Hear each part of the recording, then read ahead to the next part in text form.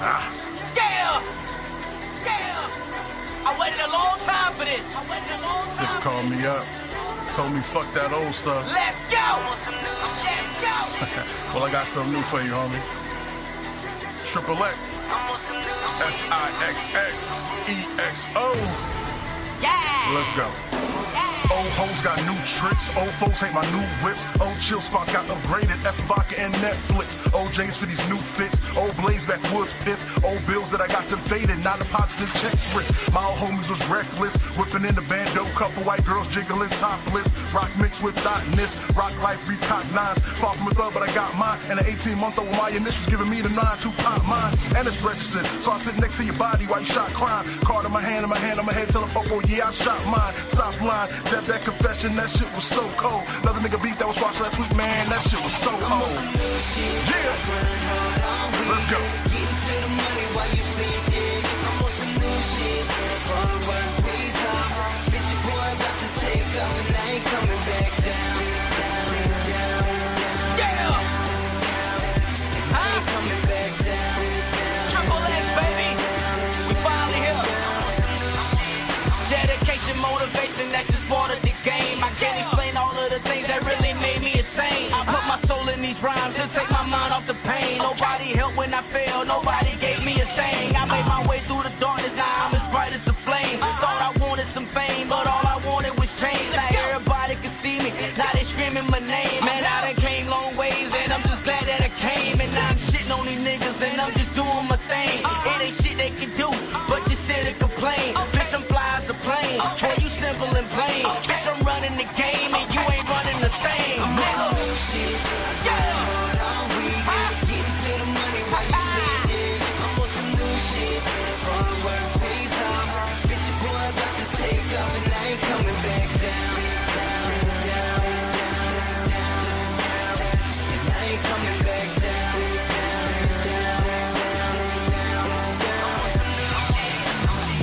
Yeah. Okay. Yeah, man. In case you didn't know. Oh, they know, homie. What time it is. My G, they know. Or what I'm on. They know. I do. I simply tell them,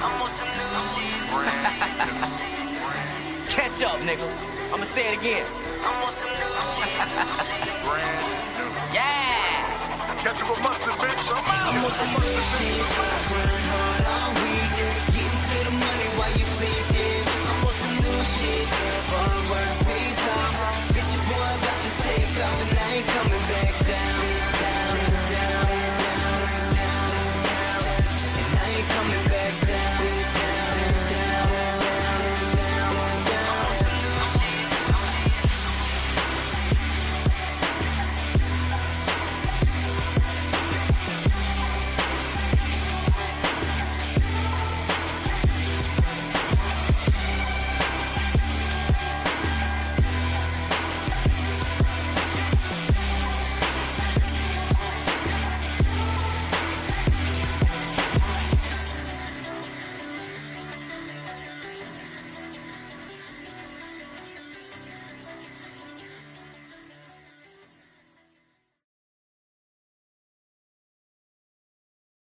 Oh, what is up, Straight Talk Society? This is your host, Trevor, and I am back with another episode of Man Talk Monday. Shout out to Peanut Butter Face in the building. Shout out to Moon Goddess. Shout out to Ricardo, the Deacon Ricardo in the building, man. We are back with what it was supposed today. Okay, so today's show was supposed to be about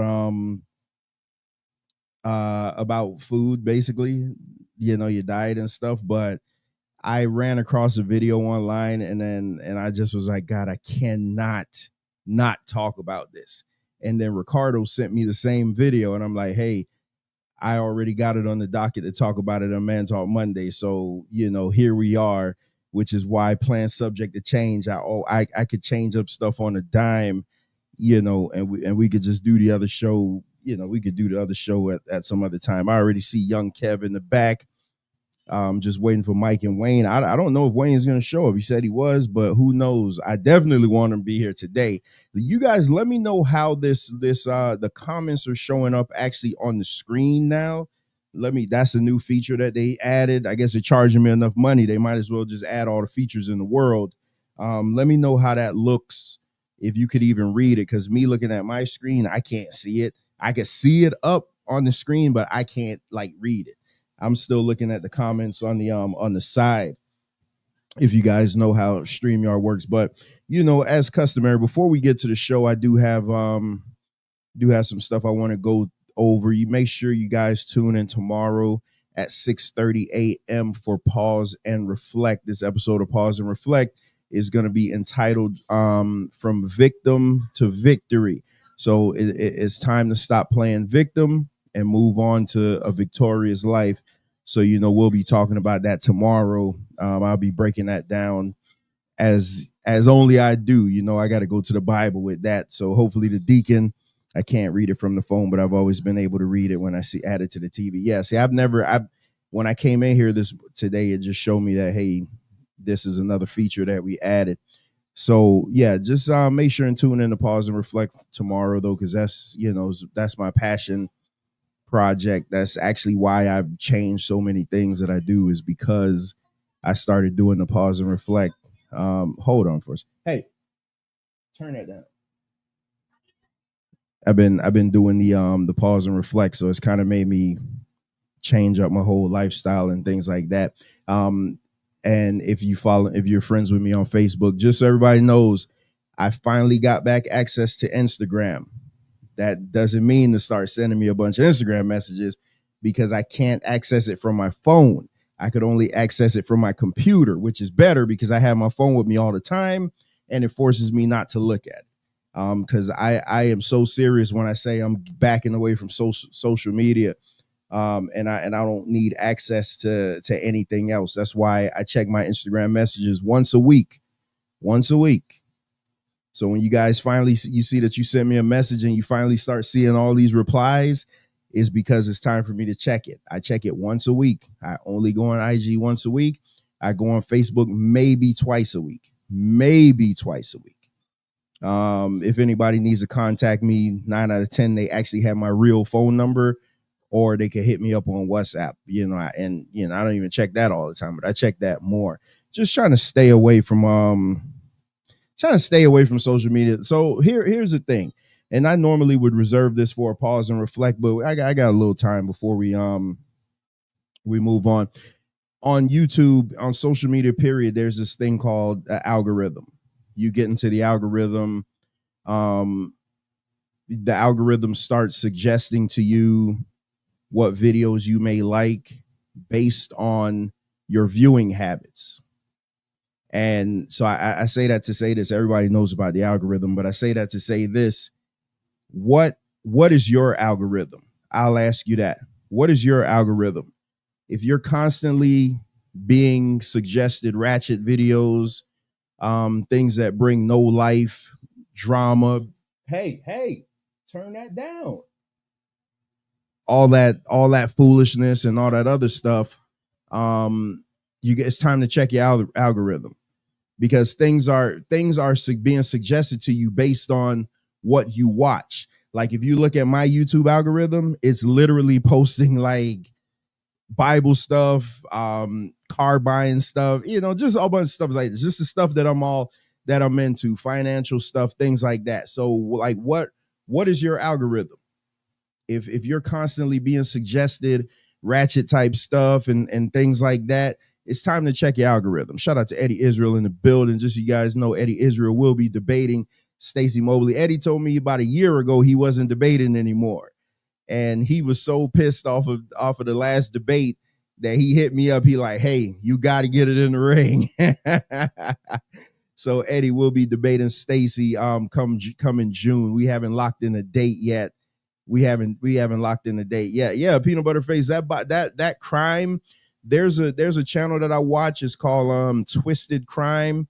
It's kind of skewed because it only shows like what black men do to black women, and it's one of those AI channels. But the stories, nevertheless, are stories I never heard, stories that they never talk about. So you might want to check that out. I think it's called Twisted Crime. And it shows a lot of, it's more centered on like the baby daddy, baby mama drama, the undercover brothers, a lot of men, offing transsexuals, once the word gets out, things like that. So, but those things are fantastic, man. Listen, you're on YouTube. I was talking to Eddie yesterday, and we were even talking about it. It's too much gutterness online. I mean, like I said, I'm 45. You got old people, all they do all day is argue with each other and stuff like that. Me personally, I just can't do that. And hey, and they've been trying. They've been trying to pull me out, but nah, I'm good. I just can't do that personally. And let me show you why I can't do this before we get started with the show. So, Saturday night. Was it Saturday night? Yeah, Saturday night, me, my wife, and my daughter, we went out. We went out to our favorite pizza place. I don't say no pizzeria. What's wrong with me? So we're driving, and the pizzeria is out on the beach. So we're driving, and every time my wife drives over bridges, we live in Florida, so there's nothing but drawbridges.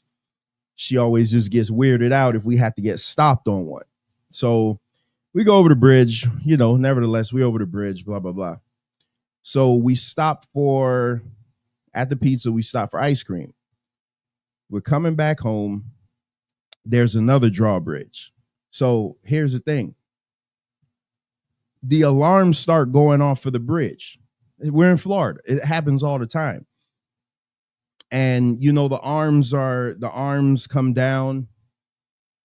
So one arm came down, one was still up. So I decided to drive because I'm like, okay, well, it's far away. It's not, not coming in or anything like that. And then they both went down, and I'm like, oh crap. And here's the issue now, because now my daughter's scared to death because now we're on this drawbridge. So with the drawbridge, you have the grates, and the grates is where it separates. So I'm on the grate, frozen solid. And when I'm good with fear, like when things start happening, shout out to the greatest moderator in the business, Keela. When things happen, I'm great with handling pressure. When, scary situations and things like that, I normally am the one to stay calm, the level-headed when things like that. But we're sitting on these grates, and the bells are just bing, bing, bing, bing, bing, bing. The bells are just going off. And I'm frozen solid. I can't move. My daughter's in the back crying. My wife's next to me panicking. And I'm like, oh, crap. So I back up. Again, I'm having a blonde moment, and I don't even have hair. I back up, and I'm like, oh, crap. Okay, let me get off of the grates. Because for whatever reason, I thought as long as I was off the grates, I would have been good. And that's what I was thinking. And I mean, these bells are just blazing. My wife's just looking at me like, what, what the hell's going on? What are you going to do? What are you going to do?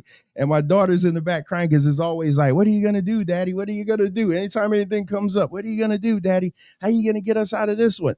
And I'm just frozen solid, like a fear came over me that I'd never experienced before. And I thought to myself, I'm like, well, wait a minute. The grates are only where it separates, but the bridge itself is still going to go up. So where we are, we're falling backwards.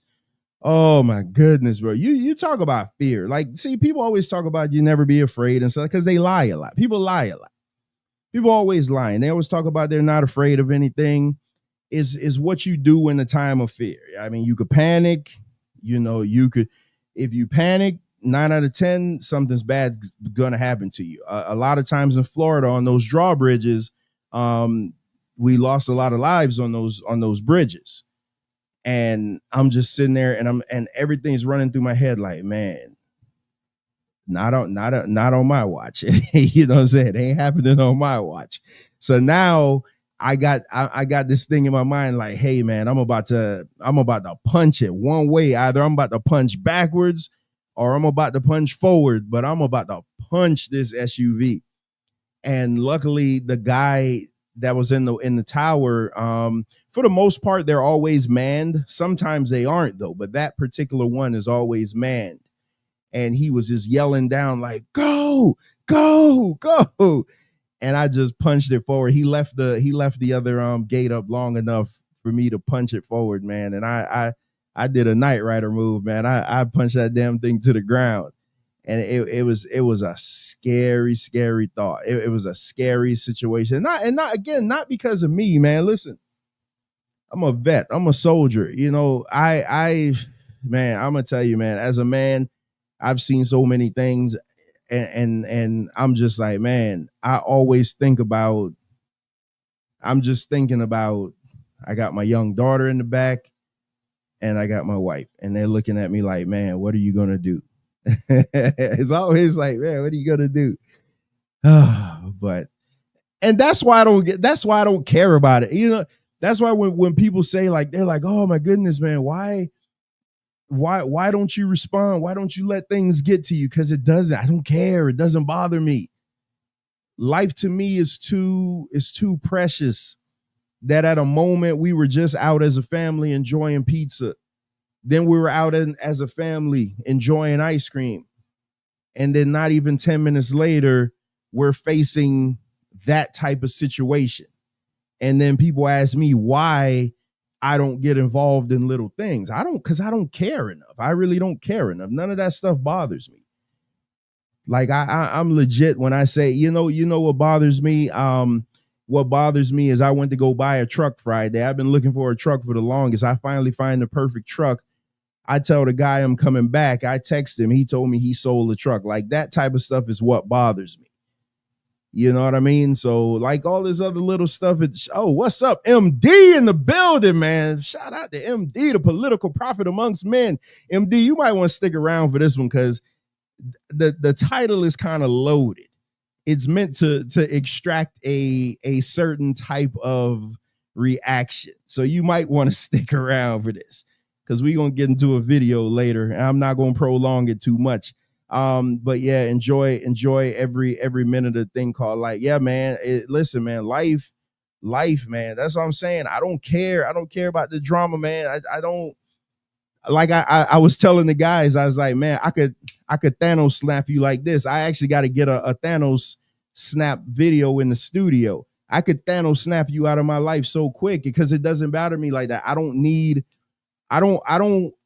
allow negativity in my life. I don't allow negativity in my life. I don't allow foolishness in my life like that. So, you know, for me, it's just like, okay, if you're affecting my peace, you're affecting my energy. Okay, hear you. Uh-oh, can't hear it. I'm a Thanos snap you out of my life. And that's just that's the truth of the matter. I don't think, listen, man. My family that's in this house is what matters the most to me.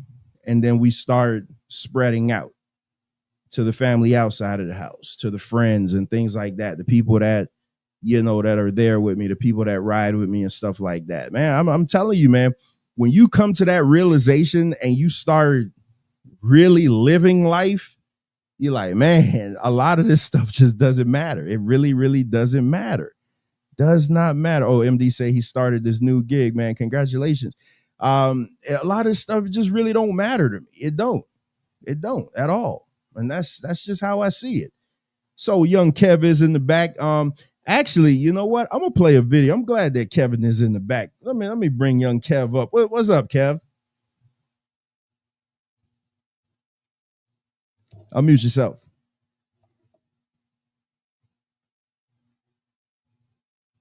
Uh-oh. Kev, you there? All right, well, Kev probably drinking some banana water or something like that. But yeah, man, like I said, a lot of stuff don't matter to me, man. When you hear, I was shocked. I was shocked that after all this time, I was roaming the streets and to see that somebody was still spreading lies on me. I was shocked. And I just started laughing. I'm like, man, that's crazy. That's crazy that I'm still so important to everybody. That's just is insanity. It's so much insanity that, you know, that people care about me. Oh, here go my troll here. What's up, Shicey Bum?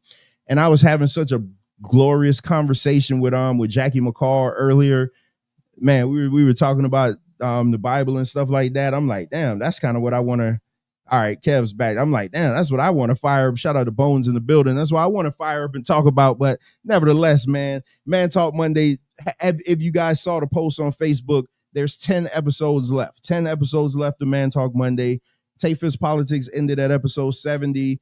Wrestling with Reality ended at episode 70.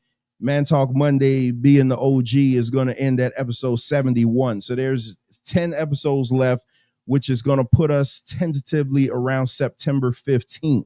That's going to put us around September 15th, give or take a week or so, just because you guys know we were supposed to have a show yesterday, but I was working late, so I had to postpone it to today. What's up, Kev?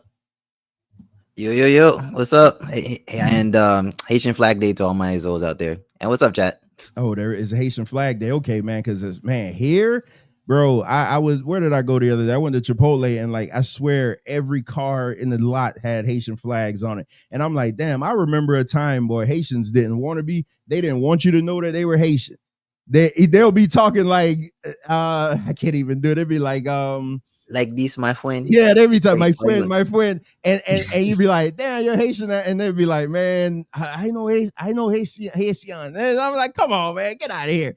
They didn't want you to know that they were Haitian, man, but now they wear it with a badge of honor, and that's what's up, man. I'm Jamaican, so I wear that with a badge of honor. Yes, sir. Stand up, be proud of where you are, where you're from. All right, so the fella's not here, so that's, hey, it is what it is. The show must go on. I'm gonna bring up this video. Don't worry, I'm arguing with you. Yeah, no, I don't think you're gonna argue with me. This is a MD special here. So I hope MD is watching this. I really hope MD is still watching. Let me bring up this video, because this is a special one here. I'd love to hear what he got to say about this. Somebody please help me understand why one piece of paper would get me denied for food stamps. I am a single mom of 7, and I just got denied for food stamps because I couldn't get one piece of paper signed saying how much I was receiving from someone for a month. So yes, one piece of paper. I have turned in my income. I have turned in every piece of paper they have asked for. I have turned in my housing. I have turned in my bills, what I have and what I don't have. And I have been denied as a mom of 7 for food stamps because I couldn't get one piece of paper. Someone tell me, is this legal? Someone tell me, is this how it works in your state?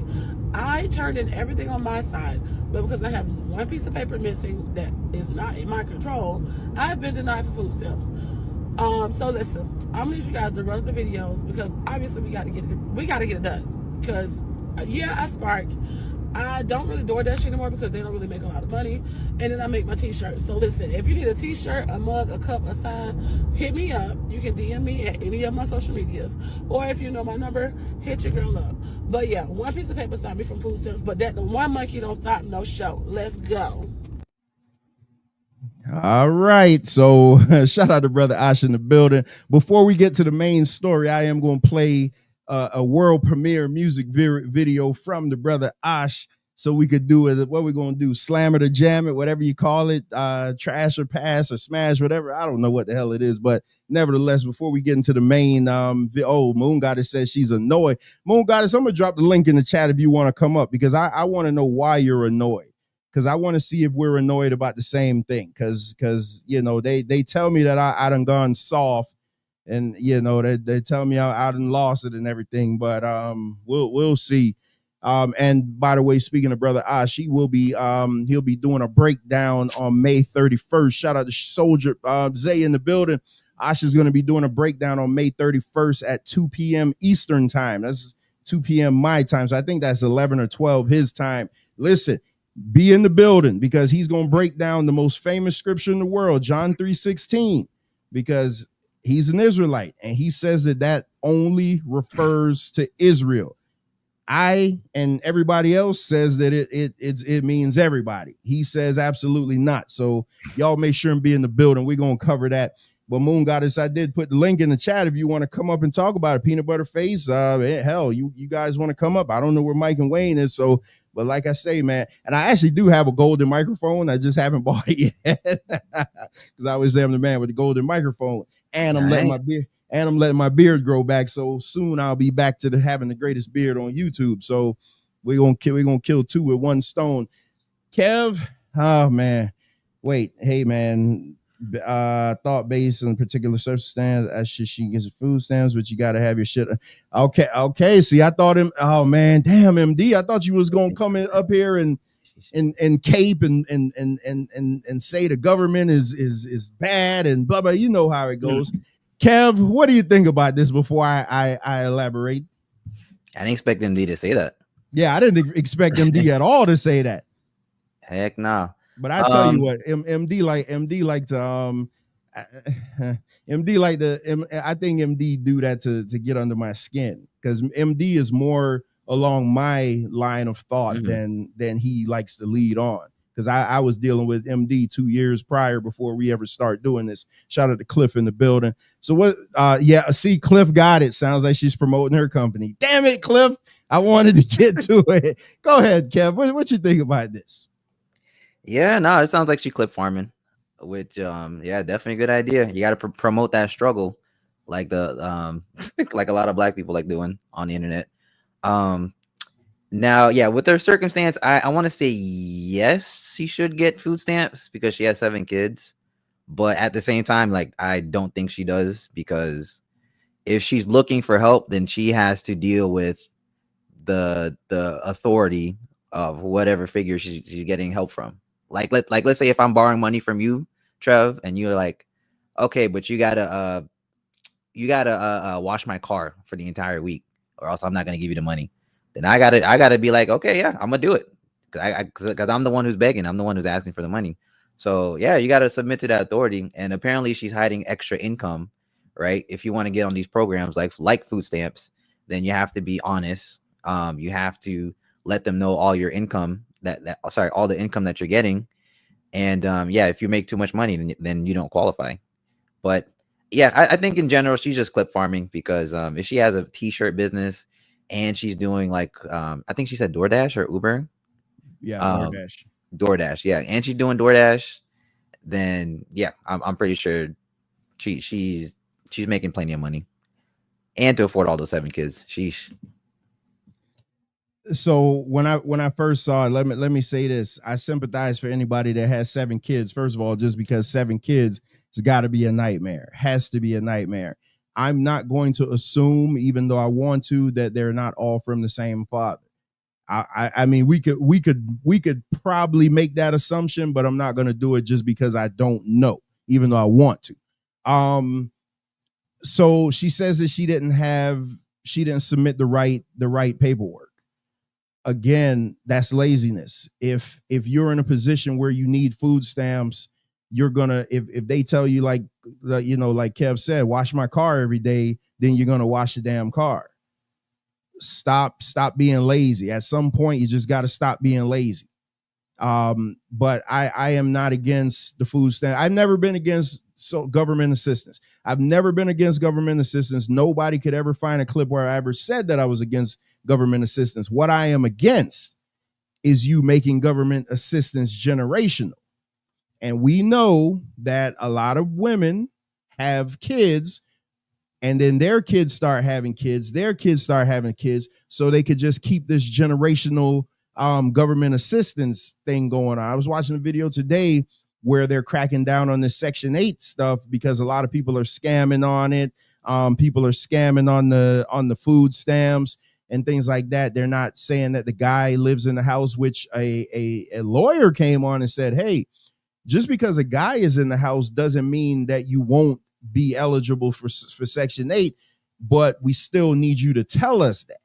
So I don't know how true that is. Anybody works in the social services, I really like to know that, because it was a lawyer. She said she was a lawyer. I don't know. But she came on and she said, just because there's a guy present doesn't mean that it makes you not able to get it. Now, we've been taught forever that the reason they kicked the man out of the house was because they wanted to be able to get the social services and stuff like that. But this lawyer came on and said, hey, that's not the case. We just want that income reported. So maybe they'll, lower your money or something like that. But with this, man, I think the fact that she promoted her business, which, hey, you on social media, you got a story like this, you're going to promote your business. But, she said that the DoorDash it wasn't cutting it. The DoorDash wasn't cutting it. Excuse me, you got 7 kids, and you need food, the DoorDash isn't cutting it. Like, come on, man. Like, again, but when I start saying that people are lazy, then they like, oh man, there you go. You talking about black people are lazy, but that's not what I said. But when you're in that situation, you're going to do everything that you could do. And obviously the 7 kids wasn't a problem because she was doing DoorDash at one point. Yeah, exactly. So you can't even be like, oh, the 7 kids. Oh, she can't do it, Trevor, because she got 7 kids. That wasn't the problem because she was doing it before. With 7 kids, she's at least 15 to 20 years knowledgeable of how to system. Exactly, Cliff. That's why I think. Oh, let me read these questions. I don't want to get too far. Let me see. Now it ain't the government's fault. She's one child short of being Octomom. See, that's true. Like, I don't see how we could blame the government. Y'all know I got huge arguments because I'm not a proponent of blaming the government. I'm not a proponent of blaming the white man. We're gonna go to a video next that points a finger at the white man. I'm not a proponent of blaming the white man when you laid down and have 7 kids. We just can't do that. We can't do that. I'm sorry. Where's Mike when we need him? He would be blaming white supremacy right now. I mean, you can't. You just can't do it. Where's MD says this is social media. Everybody looking to come up off of viral moments. Absolutely. I don't knock her for that. I'm about order, and she wasn't in order. See, that's what I see. Why I don't like about MD, man. Because had this been another show, MD wouldn't have been singing that tune. That's all I'm gonna say. He wouldn't be singing that tune. This is the MD that I know, more along my talking points. I also call Cap on her part being lamented about her struggles. The government don't give 2 shits about that. Now I know that Trump is what is he doing? He's putting a limit on Section 8. Apparently. And for that I say don't know all bravo. the details. For that I say bravo. If that's the case, bravo. I mean, come on, because let's face it. How many hours did you work last week, Kev? A good 40. I worked 53 hours last week. So, and I've been averaging about 50 every week. You know, I do get in my feelings a little bit when me, who works hard and does something so physical that I could get in and, you know, get hurt doing and stuff like that, because I have 2 terrible injuries from work. And people could just sit on their ass and do nothing and basically get money off the government. I can't stomach that. I mean, just me personally, I just can't do it. I can't do it. You know, it's annoying too. I hate when they flex on social media. Oh, boy. Oh my gosh, they be flexing right before they pay their rent. They be flexing the money fan, the money arm. Meanwhile, they're in the projects, probably paying like $15 for rent because they're on Section 8, and then the rest goes in their pocket. And meanwhile, yeah, us 2 guys, we got to work and struggle, and we can't call off work, because if we do that, then that's a mark on our end. It's crazy. Like I said, last Friday, I went to go buy a truck. Now I've been looking. I sold my car in February. I've been using the company car ever since, because, you know, it ain't no hassle, nothing like that. Because I want a truck. I don't want anything else. I want a truck. But I've been looking for this truck, and I did pretty good last year. But the fact that I'm just not so willing to go out and be a slave to debt and stuff like that, I had to sit back and be like, you know what? Let me pump my brakes. So when I get off of work, I go make deliveries, because we so busy with this one part. So I'll go pick up some parts. I go drop off some parts, pick up some parts, and we just do that every day. But the guy's shop is in the hood. So yeah, I drive through the hood. I mean, the hood. And you'd be surprised the amount of like Benzes and BMWs and all that stuff you see parked out in front of the raggediest shithole apartments. And I'm like, man, they sitting on like $80,000 cars, probably paying $100 for rent, man. Now I'm looking at F-150, Ricardo. I like a Ram is secondary for me, but I'm an F-150 guy. But like you said, I'm pretty sure you see it, Kev, like in your area. I see it all the time. Yeah, it's insane. And then it's like people like us that's actually working and paying taxes and putting money into the system. It's just like, oh my goodness, bro. Oh, it's crazy. It's nuts. Yeah, but I call I call laziness on her. I don't say that she shouldn't get assistance. 7 kids is a lot. Hell, if the government wanted to give us food stamps right now, which they never would, but if the government wanted to give us food stamps, I would take a little something.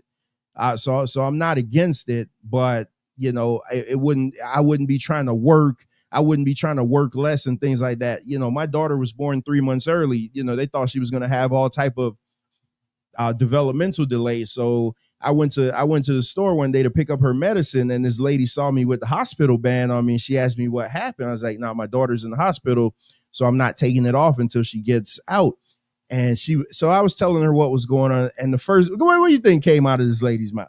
Not, "Oh man, I hope your daughter gets better. I hope she gets out." She was like, "You know, you could get a check. You could get a check." I'm like, "Woman, I don't give a damn about no check." Well, how much is that check though? Yeah, but listen, man, I want my daughter to come home. I ain't worried about no damn check. That's what's on your mind. But again, that's the mentality. That's the mentality. It's like, as always, oh, is a check is a check. I love to work, man. I don't care. I love to work. I love to work hard. I feel a sense of self-worth when I bust my ass and I get my money every week, because you can't take it from me. So yeah, but I just don't like that mentality of, oh man, you can get a check. You can get a check. That's crazy. That's crazy work, man. I don't. No, I agree. I'm also not with the people that like complaining while they're enjoying the struggle, because it's like you said, like a lot of people put themselves in debt just because of their car. Like I couldn't tell you how many Chargers I see in the hood, or Benzes or BMWs I see in the hood, where it's going to be like $400, $800 car payments. And I'm not even joking about those numbers. $400, $800 car payments plus car insurance. If you got kicked out of Section 8, there's no way you can afford to live by yourself. There's no way. I watch this girl on YouTube called Social Simone. Is a black girl, and she just goes and she pulls up all these videos. $408, $800. That's nothing. They were showing people with car payments $1,500, $1,600, $2,800. And here's the thing: not only was their car payments that high, they were also at 20+% interest. I didn't even know you could charge that much interest on a car. I did not know that. And now they're signing 24%. I'm sorry, go ahead. You had 24%? Yeah, they finessed me. Oh my goodness, bro. Listen, that's what I be talking about. Like people always talk about, oh, Trevor, you don't be wanting to talk about drama no more. No, because I see a need that people gonna run into a dead end. At some point, you wanna have some money. You don't want to be working your entire life just to pay bills. And if you're at a 24% APR for a car that probably costs 10 grand, that you probably only put 1,000 down on, and you got what? 5 years, and now I see they gone up to 84-month terms. I didn't even know that. How is that legal? Bro, it's crazy. 84 months. You're literally paying for a car in double-digit years. That's insanity, bro. And nobody's talking about that. Everybody wants to flex and be like, listen, the F-150 that I don't want no new F-150. Have you seen the prices on new F-150s? Like 70, 80 grand. Then you finance them and they up to 100 grand, and you be paying on that just like our mortgage. That's crazy. That's crazy work. We can't keep doing that, man. We can't just see. Deacon Ricardo told me to preach, so I'm gonna have to preach just one. Let me just bring it out. I didn't want to do it, but you blame Deacon Ricardo for this one. Because remember when I said that you could find everything in the Bible. So I'm gonna prove it to you again. Let me where is it? Okay. Yeah, here we go. Proverbs 22:7. The rich rule over the poor, and the borrower is the slave to the lender. You tell me you can't find anything in the world in the Bible. Preach. You tell me there's not a thing that you can't find in this Bible, man. I keep telling y'all. Y'all hear what the word of God is saying to you. The rich rule over the poor. The people that are rich are our oppressors. You know, when I always talk about black women with blonde hair, what do I always say? You want to look like your oppressor. It's just like black people being slaves to the interest. slaves to the APR. You want to be like your oppressor. The rich people rule over the poor. How do they rule over you? They aren't ruling over you with chains around your necks anymore. They're ruling over you with debt. And the borrower is slave to the lender. You are their slave. You are their slave. There's no way you could get around it.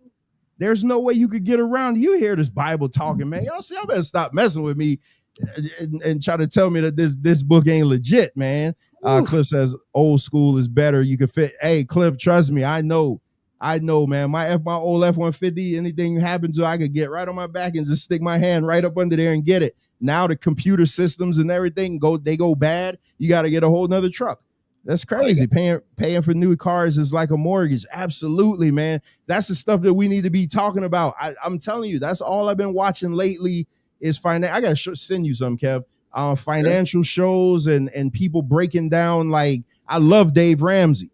Like, his message is hard and he'll make you feel bad. But you know what? Sometimes you need that correction. You need to be corrected. You can't go out frivolously doing things, and then you, at the end of the day, you wonder why you can't rub two nickels together. And that goes for everybody. That goes for me too. Like me, we did real good last year. I'm looking like, golly, what the hell going on? Because you figure like a dinner here, a dinner here, all that stuff adds up. And then you just constantly, you a slave to the you a slave to the interest rate, and that's the problem. All right, let me move on because go ahead, Kev. I was gonna say slave to the food too. Yeah, you already know they put stuff in there to make you go out. Kev, I'm not gonna lie, they got me too. They got me like that too. Kev, I saw a video today, man. I really got to send you these videos, man. Wait a minute. Stick up your right hand under that. Wait. Stick your hand up right under there and fix it. Talking about the car. Yeah. So I saw this video and this lady was talking about how she get like $700 a month in food stamps, and she was showing what she bought. Kev, nothing but processed food, nothing but box stuff, nothing. Mm-hmm.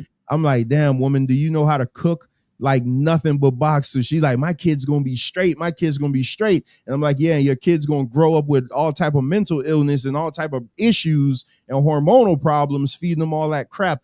What's that chemical they put in there? Red 40, allegedly. Red 40 messes with your chemical balance. I was reading up on that. I'm telling you, man. Stop playing with me. I'm telling you, I'll do a whole 360 on you. Stop messing around with me over here. Bro, food health is in the Bible. Yeah. Bible tells you exactly what to eat. Go ahead. Today's show was supposed to be about food health until I saw this story. And I'm like, oh man, now we got to talk about this one. So, but yeah, man, food is the food that you eat, man. It does something to you. I can't get away from it, man. That there's a reason I've seen this. The Israelites have a point here because they say that we're the people of the Bible, and who suffers from diabetes and high blood pressure the most, and that's our people, and that's because lonely men become depressed men, which is very dangerous. Absolutely, we're gonna get to that real soon. Shiesty. But yeah, that's that food stuff. That's why the Bible tell you what certain things to stay away from, right? Because they're trying to tell you, like, the sickle cell trait runs in black people. You look at, we always talk about, black men always talk about I'm this and that, but we 400 pounds. A man ain't supposed to be in 400 pounds. You're not an athlete. You're not a football player. Even those guys aren't supposed to be that big, man. But it is what it is, man. I hated that we didn't do that show today, but we'll squeeze it in next week, or anything. Me and Kev will do it because I think that'll be a me and Kev more centric show anyway. But but go ahead. It's crazy though, man, because it's like that's what I talk about on Pause and Reflect so much. It ain't that I'm using that time to beat up on men. I'm using that time to tell you, get your shit together. Get your shit together. Change the way you do things. You can't be dying at 40 and you got all these kids. for stuff that you could fix, for stuff that you could, that's crazy. That's crazy. Nah, it's good you talk about that stuff because when you actually learn where like disease and sickness comes from, you'll see like you're actually being indoctrinated to think like it's not your fault because they always chalk it up to genetics. Like if a doctor can't figure out what's going on, oh, you just got bad genetics. Oh, if you have diabetes, it's genetics. Or if you have high blood pressure, it's genetics. When in fact a lot of it is just because of the food. If you eat too much rice, you're gonna get more sugar in your body, which means you're gonna get diabetes. It's that simple. You eat more meat all the time, you're gonna have a lot of toxins in your stomach. You're not even gonna have a bowel movement, and then you're gonna get sick. Is that simple? But it's a lot easier just to say, hey, my parents messed up when they made me, so I'm just gonna have to take my medication and just deal with it. So I intermittent fast every day. Shiesty, you absolutely, not to mention the rise of male sassiness. Shiesty, I preach I preach against that all the time. We got too many fruit boys here. It's too many of them. Too many of them. It's just and I'm telling you, I think it's somebody messing with. That's why I say you can't be born that way, because I think it's something being messed with. I got to watch my wording here, but I think there's something being messed with in what we eat and what we drink that's causing that shift, because it wasn't always like that. If you have McDonald's in the 80s and you eat this McDonald's today, you're like, what is this? It's two different things. It don't taste the same. Something happened along the way where they changed things. They were trying to make more of it. So they just like, okay, well, let's add this and let's add this. Listen, man, it's stuff that it's out there. It is out there. You can't hide from it. Speaking of Bati Boy, you ever notice how Viagra commercials keep popping up more and more? I haven't seen a Viagra commercial in a while. I haven't watched TV in a while, so I don't really know. Well, like on the internet, like on YouTube. Well, yeah, like honey packs, Blue Chew, of course. Yeah. Oh, yeah. Okay, so those, but look at that. A lot of that comes from your food choices. Yeah, exactly. Your dick can't stay hard because what you eating. You probably got diabetes or something. I'm telling you, get it up, boy. Diabetes runs in my family, but when you look at the family members that have diabetes, they all 300-400 pounds plus. And I'm like, well, what you expect? Like, what the hell? Exactly. I'm like, come on, man. Like it's so simple. Sometimes it's so simple. The solution is right there, but we never want to see it. Hey, y'all. Hey, listen, man. Y'all know how we do it. We'll pivot quick. We'll pivot real quick over here. But all right, let's get to the story. Yeah, it's like, you ever watch Soul Food, the movie Soul Food? Trash movie. I never want to watch it. Well, I haven't watched it, but based on everything I saw, the grandmother was the villain in that movie. I mean, like, all those Sunday dinners and getting burned and putting butter on it and stuff like that. Mm-hmm. Like, she was the villain, but that's every black household in this country, though. Yep. Yeah, I saw it on the Boondocks episode. And nobody ever addressed it, because when you talk about it, they tell you to shut up. They tell you don't know what you're talking about. You don't know what you're talking about. So or they call you crazy, like me. Yeah, they call you crazy. Let's get to this white supremacist moment here. Let me add this real quick. Let's present this. Y'all make sure and share. Y'all make sure and hit that like button and share this video. I guess me and young Master Kev holding it down. Let me know when you see it. Yep. All right, here we go. What the white man got to do with this, man? Tell me. Listen to this. Naughty. Naughty? How old are you? 5. Why is your name Naughty? Because I smoke this whole hood. This is my hood. You're not supposed to be a thug at 5. I don't give a fuck, bro. This is what I live at. I live in this project. Like, gay, smoking on tags. Bro, you're fuck. This all us. This all you smoking on dead. You smoking on dead at 5 years old. And who the fuck is his big cousins, his brothers, whoever, his parents? He probably telling his mom, shut the fuck up. Who is the big homies? Who is the older people that's in that projects that's allowing him to talk like that without his whole chest caved in? Go sit the fuck down. Tell me your timetables, man. Like, are you dumb? Like, when we grew up, man, we were scared of our parents. The parents are scared of these kids. They want to be the homie. They want to be cool with their kids. It's like, I can imagine how he acting in school. He talking about he's smoking on dad. Are you dumb? We would just say anything out of line at that age growing up. Older dudes, whole chest caved in, man. Get the fuck, yo. What you just said?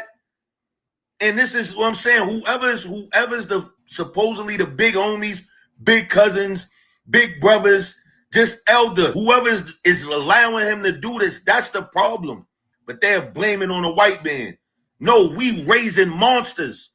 He's gonna be a monster. All right, Kev. Yeah, the floor is yours.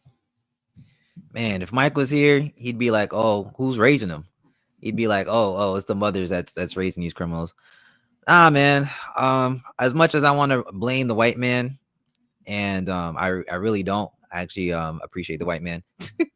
Yeah, this is a product of our doing, you know. And I'm kind of tired of like promoting it. Although it's cool, like in the songs, like the culture is pushing these type of like characteristics to make it seem like it's cool.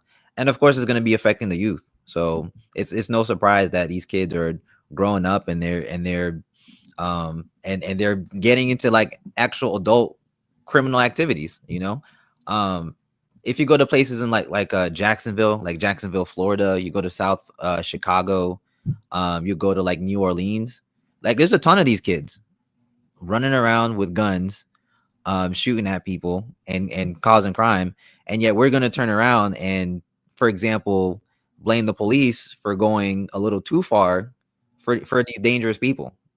Like, when are we going to take responsibility of our actions and be like, hey, this is not cool, but it's not going to happen. We're going to find new people to blame, which yeah, I mean, we're just going to have to I don't even know how to say this. We're just gonna have to see what happens. But in general, yeah, we need more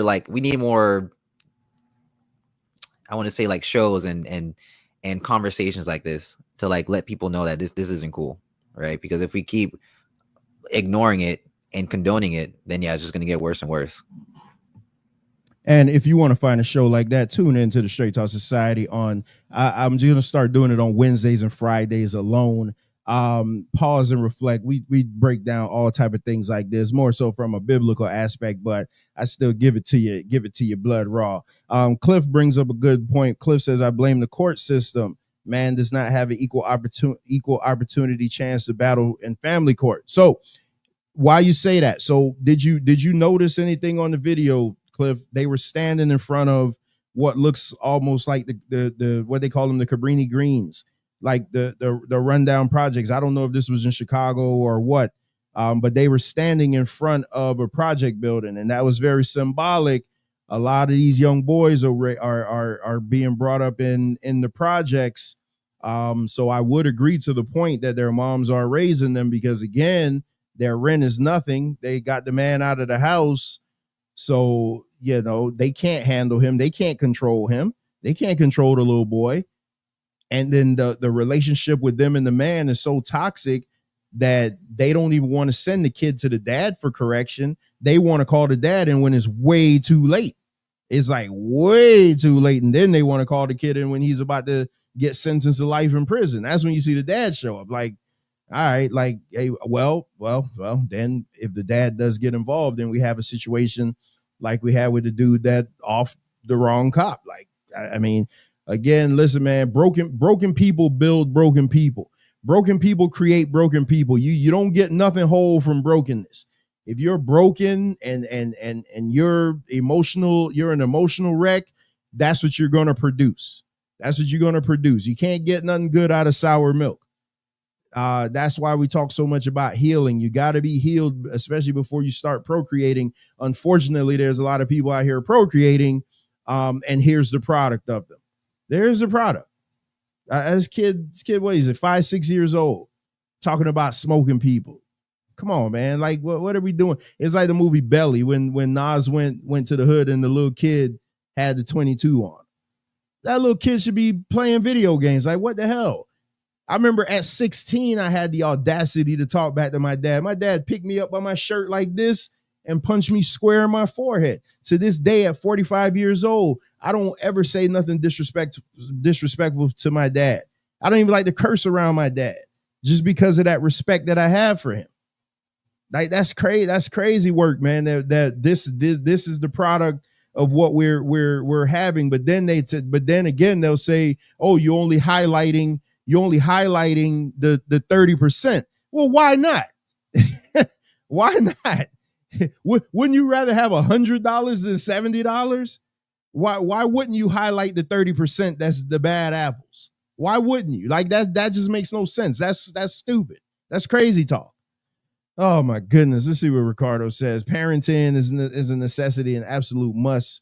What happens to disciplinary action? Because you can't discipline these kids anymore. You even look in schools, you watch these videos, these kids are fighting and the teachers are running, because if the teachers break it up, then they could hold the teachers liable, or the kids may turn around and jump on the teacher.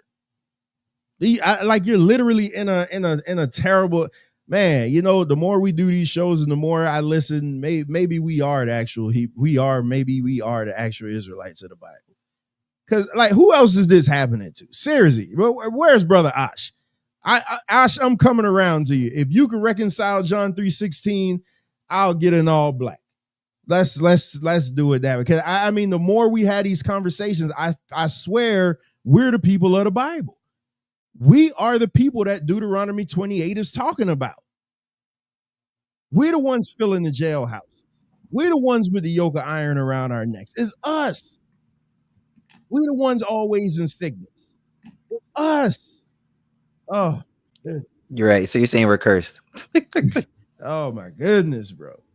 You know, that's why I never came around to that, because I never wanted to identify myself with the curses. But man, sometimes when you see things in plain sight, you're like, boy, some stuff you can't refute. Like, when you watch certain things and you look at certain things, you can't refute it. You can't refute it. I don't think we're cursed. No, let me not say cursed, but I think the curse is more like a mental thing than anything. Because from what I'm seeing, like, a lot of issues, they're coming from like self-harm in a sense, you know. Because like I always say, like, when I come on the shows, like, nobody tells you to have 7 kids with the baby moms and then abandon them, right? Like, that's you going through whatever trauma you had, and then you're putting it on to another woman or to another child, or with these grown-ass men who are like recruiting kids to like do the crime and use them to get out of jail, pretty much. Like, that dude, that person could have gone a different way and, like, you know, hired them and to, like, you know, do something nice or do something like legal, and those kids could have moved away out of that situation to you know, respect their parents and stay home or stay out the streets and stuff like that, to then avoid like these cycles. So I think it's more mental. Now when it comes to like slavery and stuff like that, me personally, I don't think slavery is what we were told. I'm pretty sure there's a different situation when it comes to that, but in general, yeah, I think the curse is a mental thing. So Eddie says, I've seen many of these types of kids growing. I forgot Eddie is from Chicago. I grew up in the Jane Addams homes, the village. So that sounded like that was bad. Keep in mind, I said when I was growing up, these kids are the results of those kids. So basically, the kids he grew up with probably messed up. Now they had kids, and this is what you have. This is what you have. And Eddie is from Chicago. Like, I start watching this show with my wife over the weekend. I know it's been out forever, so I don't want anybody to tell me, yo, you just now watching. I told y'all I don't watch TV. Called The Shy. And shout out to the captain in the building. Listen, the show is called The Shy, and you watch, like, it takes place in Chicago, and you watch the way these kids grow up, like, they don't have a chance. Like, sometimes these kids don't have a chance. One thing I noticed of all the kids that they profile, and I'm just on season 1, We just got to season 2. All the kids that they profile in that show, not one of them had a dad in the house. That's the one constant. You got one has 2 moms. The other one, his dad was a dope dealer. The dad a junkie. Then one, his dad got all these kids. So now he turns around and has all these kids. So he didn't raise them. He left the mom when he was young. That's the one constant. They don't have no dad in the house. And that's why I push back on so many things. I still think that where there's no man in the house, you're not gonna have order. You're not gonna have you don't have anybody to bring that correction, because again, women are being put in a position that they were never meant to be in. And if you ask a woman, ain't no woman gonna tell you I really wanted to raise these kids by myself. Ain't no woman gonna tell you that. They'll tell you that out of anger, but if you put them on some truth serum, they'll tell you, man, I wish he was there for me. I wish he was there with me. I wish I had a family. I wish I had a family. I wish I had a man in the house to help raise these kids, help correct these kids. And a lot of these kids that we're seeing are victims of fatherless homes. And then they go find solace in their homies who didn't have dads. And then they tell them, they're like, oh man, well, I'll ride for you. I'll ride for you. Yeah, I got your back. You got my back. And the cycle just never ends. It never friggin' ends. Never. Like, that's literally where we are. It never ends. Never ends. You saw the video I sent you. Were you able to watch the video that I sent you the other day of the big fight that took place by my house? Okay, yeah, with the police. Yeah. I bet there's all black. Everybody in that fight was black. Everybody in the fight was black. Oh, that's all black people, yeah. All black people. All black people. All black people. Like it never stopped. That's what I'm telling you, man. If I keep saying this, the more we do these shows, the more I listen to certain things. It's hard to refute, man, that we're the people of the Bible, man. It is so hard. It's so hard, bro. Like, I know you don't want to identify with the curses and stuff like that, but those are markers, like, to tell you, you know, it's no wonder there's 2 million black men in jail, and a lot of them are locked up falsely. Bro, like, this stuff just doesn't happen by habit. But again, like I say, they can't until they can reconcile John 3:16, man. And I'm gonna still be on the fence. Sorry, I'm gonna still be on the fence. All right, I got one more video, and then we'll get to the main story, because you sent me this video, and I thought this was cool. Piece of Black Storm Ministries in the building.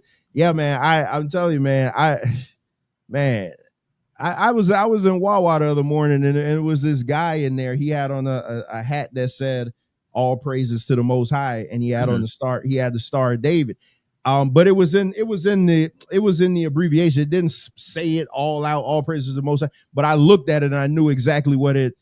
I looked at it and looked exactly knew what it went. So I went over to him and I was like, I said, Kwame Yasharala, man, if you would have saw the look on this guy's face when I said that, he was like, oh my God, I'm not the only one. He just was looking at me like, yeah, APTTMH. Yeah, all praises to the Most High. That's what he had on his hat. As I told him to get me one made. So when I went to him and I said, Kwame Yasharala, man, bro, he looked at me and he was just like, he's like, you're Israelite? I said, that's what they tell me. I said, I ain't embraced it 100% yet, but that's where, man, I'm telling you, I identify, like, when I talk to these guys, something inside of me jump more than anything else. Like, it's like, you know what I mean? Like, it's like when me and you had these conversations. To me, this is more fruitful than to just be bashing people. Like, I listen to this type of stuff and I'm like, man, we actually making some headway here. This it testify in my spirit. Like, I feel, yeah, well, hey, I agree with you, Yeshaya. We do need that John 3:16 breakdown so we could come. Listen, Asha's doing it. Asha's doing it May 31st. I'm telling you, man, all y'all got to do is reconcile John 3:16, and I'll put boots on the ground. I'm telling you, I'll put boots on the ground. I'm telling you, man. It's nice to feel like you're not crazy. Bro, I think that's the best thing.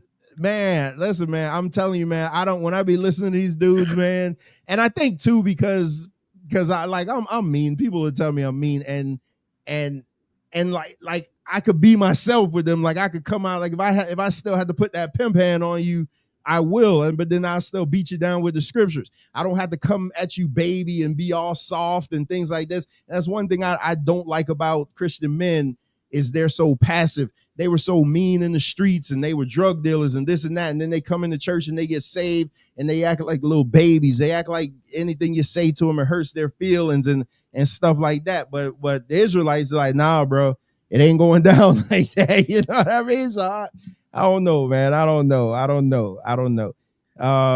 Too. I do got a question for you. What's that?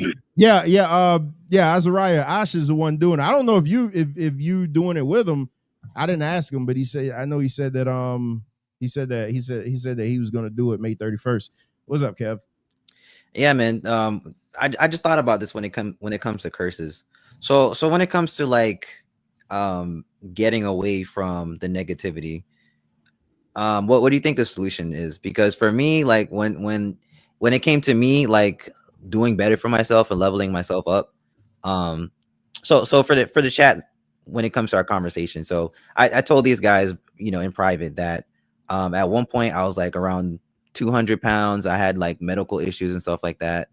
Also at the time, I had like a lot of negativity around me. Like my roommate, I'm beefing with him right now because it seemed like when I started like working on myself, it seemed like he started getting jealous because I wasn't doing the same things I used to do, like drinking and smoking. I wasn't like going out as much as I used to. I was just focused on my work. And then after a while, like we're kind of resent each other. And then at the same time, like my parents, I used to live with my parents before they kicked me out, but with them, like they always like put me down to the point where like I would just hate going home.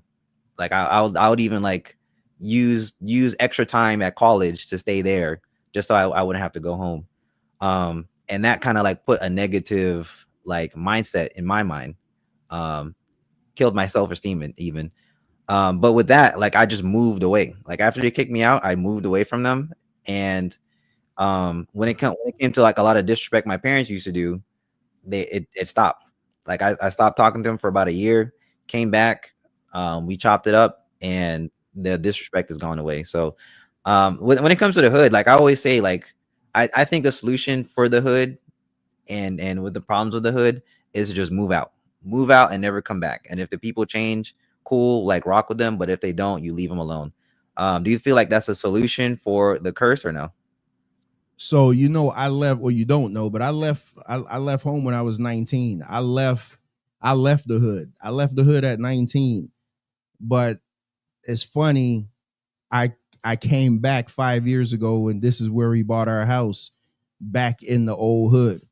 I think if you gotta be the change, that you want. It's okay to get away regroup and things like that. But if you really want to be the change, if you really want to see the change, then you got to be that change.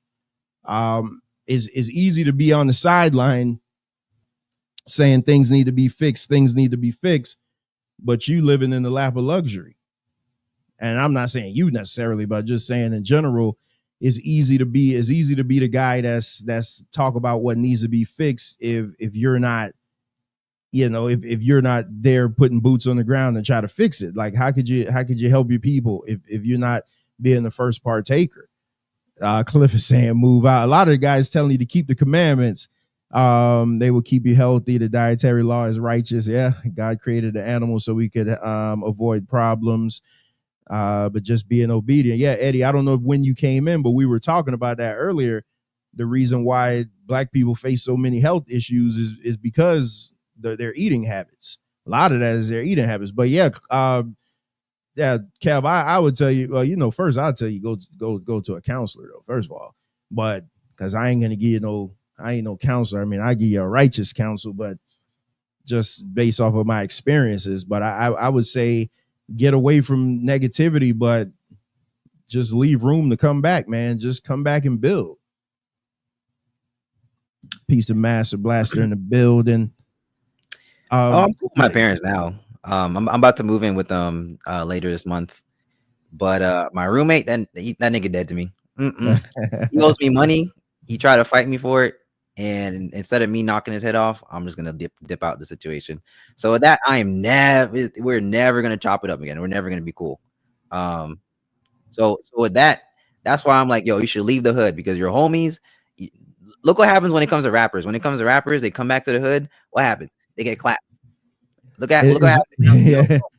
No, it's funny as you say that. All the rappers that got killed, you see their killers are in the pictures with them. It's in the hood, yeah. Nipsey Hussle, Young Dolph, other people. 3. I mean, look at Yellow Beezy. Like it's crazy. They all were homies at one time. It's crazy. Like I don't know, man. But again, when you look at those guys' stories, what do they tell you they didn't have? A dad. All those guys, when you look at them, they tell you they never had a dad in the house. Hey, you want to know the solution? Bring back black dads. Bring the daddies back in the house. One thing I did want to say, because you're talking about the curses. So we've been bamboozled because whenever anybody sends me to Deuteronomy 28, the first thing they do is talk about the curses. That's not the first thing that's talked about. When you go to Deuteronomy 28, the first thing they talk about, if you fully obey the Lord and carefully follow all his commands, which I give you today, the Lord will set you high above the nations on earth. All these blessings will come to you and accompany you if you obey the Lord. That's the beginning of the chapter. Nobody ever reads that part. They always say, I'm not going to be identified with no curses. He give you the clause in the beginning, but it's not until 15 where it says, however, if you do not obey the Lord your God and do not carefully follow all his commandments and decrees I give you today, all these curses will come upon you and overtake you. So you got to go a whole 14 verses. They bypass all that because that's what we do. People never remember the good that you did for them. They automatically just jump to the bad and be like, see, all he want to do is curse us. Brother, get in this book, man. That's all I'm gonna tell you, man. Get in the book. Get in the book. I prove every time I turn on this microphone, there's nothing you can't find in this Bible. And I'm still waiting for somebody to throw something at me because you can't. You can't.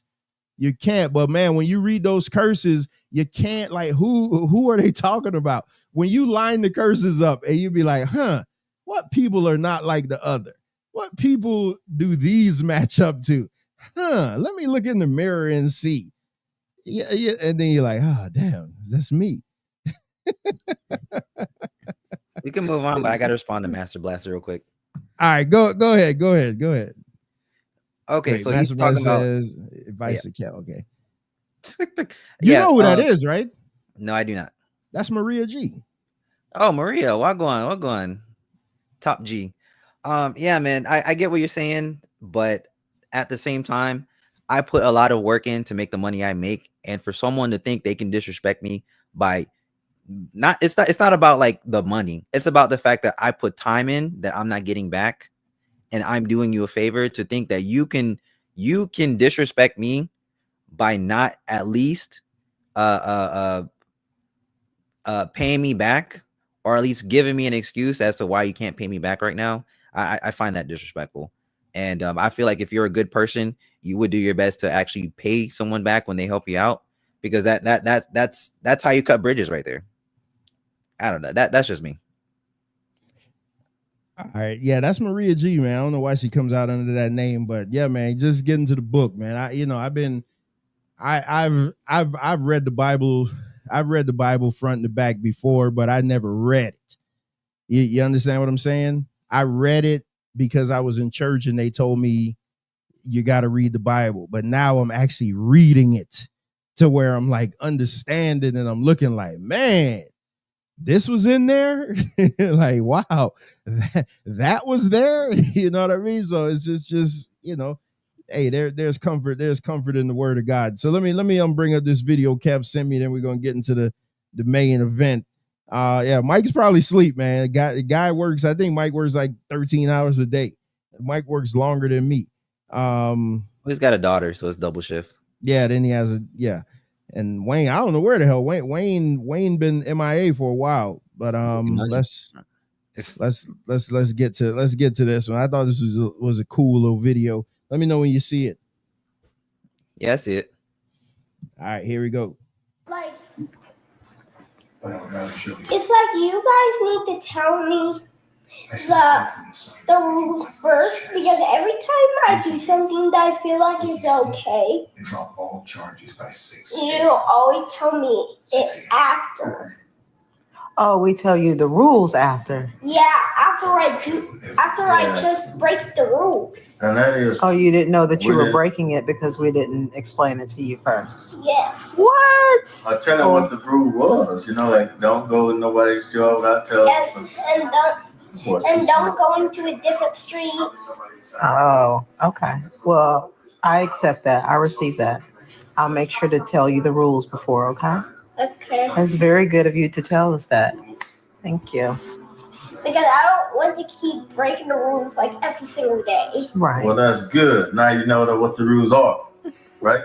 Yeah. Good job, buddy. I'm so proud of you. Yeah. Aw. All right, yeah. Kev sent me that video. You know what's interesting in that video, though. You know what I'm gonna say as a record. You see the mom and dad in the house. Exactly. Yeah, see the mom and the dad, and see how easy it is. You see how simple it is when the mom and dad is in the house. So you sent me this video, and me, I got a 10-year-old, and when I saw it, I'm like, damn. I had to do some evaluation. I'm like, sometimes I yell at her for stuff that I just assumed that she should have knew, but I never really told her. You yell at your princess? Oh, yeah, man. hell yeah. I'm joking. Hey, my daughter, look at like right now, dancing on her head. And I just stop doing flips on the tile. Well, did you tell her not to do flips on the tile? All the time. Okay, all the time. Skirt. I don't know. I just thought it was very sweet because I've always thought to myself that kids are smart and kids are very intuitive. I mean, shoot, even babies are very smart. And when it comes to discipline, you don't really need to like smack them or hit them in order for them to do the right thing or the quote unquote right thing. Like they'll respect authority as long as you're reasonable with them and as long as you're explaining things correctly because they just got here. Your 2-year-old has only been on this planet for 2 years. He or she don't know not to put their hands on the stove or not to put their finger in the outlet. You don't have to smack their hand just to let them understand that is dangerous to be on there. You just got to sit down and explain it to them. I mean, and it's nice to talk about this stuff because like sometimes you feel crazy when it comes to what society's norms are. Because with society, they'll say like it's okay to punish your kid, put them in timeout if they don't listen. But what if they just need an explanation? I mean, shoot, even when it comes to like potty training, I was talking to one of my homegirls about like, yo, when I have kids, I'm not gonna have my kid like wear a diaper. Like I'm gonna train my kid to give me signals that like when they're ready to pee or poop, the baby will let me know and I'll take them to the toilet. I'll take them to like a tree and do what they got to do. Good luck with that one. Good luck with that one. You said good luck. No. Good luck with that one. If you say so, but if you look on TikTok or if you look on Instagram, there's actual talks about that babies at early stages, they give you the signals of when they need to use a bathroom and they do it like that. It like I said, it's good not to feel crazy, and it's good that we have TikTok, we have the internet, because we don't have to be around people who don't understand us. We can always go to the internet and be like, oh, you know what, I do have a point, or they do have a point. You don't think that's the problem, though? You can go to the internet, and that's going to come back to Cliff's response. But hold on, I want to read what Eddie said. Listen, bro, we got rid of our first king and father, God, so it's easy for us as people to get rid of our earthly fathers for welfare. Yeah. Father's bad, get rid of him. I don't care. I mean, I don't. But see, I when I talk to Dr. Mia has always beat it in my head that you can't just look at it surface level. You always got to go and see the layers. It's always levels of things. Like you there's always trauma. Just like even when we talk about like the homosexuals, I always say, that's why I say you can't be born gay. I always say that you could always trace it back to some type of trauma, something that happened Oh in yeah, the past. Because come on, let's face it, man. A woman with multiple kids, all of a sudden now she want to be with another woman. Like, that's crazy. Something happened. Something definitely. happened that made her swear off men. You know, you have these men that have beautiful women, but they still want to mess with men. There's an uncle or somebody, a counselor or coach or somebody that did something to them when they were younger. So Cliff said, let me see, most parents are working 40 hours or more. It's hard to explain to a kid and have time. They don't have kids. What the heck? Well, I mean, easier said than done. Have you ever participated in the act of making kids? I always pull out. My game's strong. What are you talking about? And I wrap it up. And he say, this is why I never tell my kids, I don't know your explanation. We train our kids to be responsible, and then then get mad when they ask questions. We need more patience. Yeah. Oh man, trust me, bro. Eddie, I'm assuming you got a daughter. I don't really know what you have, but I know Ricardo got a couple girls.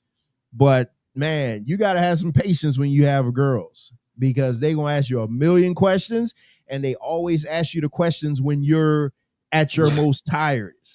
And it's like you don't want to Kev, your sperm is faster than you. They always ask you these questions when you don't, like, at the worst time, when you really don't feel like answering, but you gotta answer. Oh damn, Eddie say Eddie say you guys had 3 daughters and 2 sons. I know I have 3 daughters and 2 sons. Oh man, got swimmers. Oh, there go Mike. Finally woke up. So before we get to the main event, we got, let me see how much time we got. Oh man, we got through this quick. We got 30 minutes left. Mike. The link is in the chat, or you can hit the one that I sent. But before we get into that, I want to play a video world premiere from the brother Ash. The song is called Grace, and y'all don't know who Ash is. That's one of the Israelite brothers that I became chummy with, that we've been, dialoguing back and forth, and like I say, those brothers, it's crazy because those brothers check on me all the time too. That's why I was telling you, man, some of these dudes, some people, they just check on me when they can get a spot. They like, oh man, when the spot, when I could come on, when I could do this.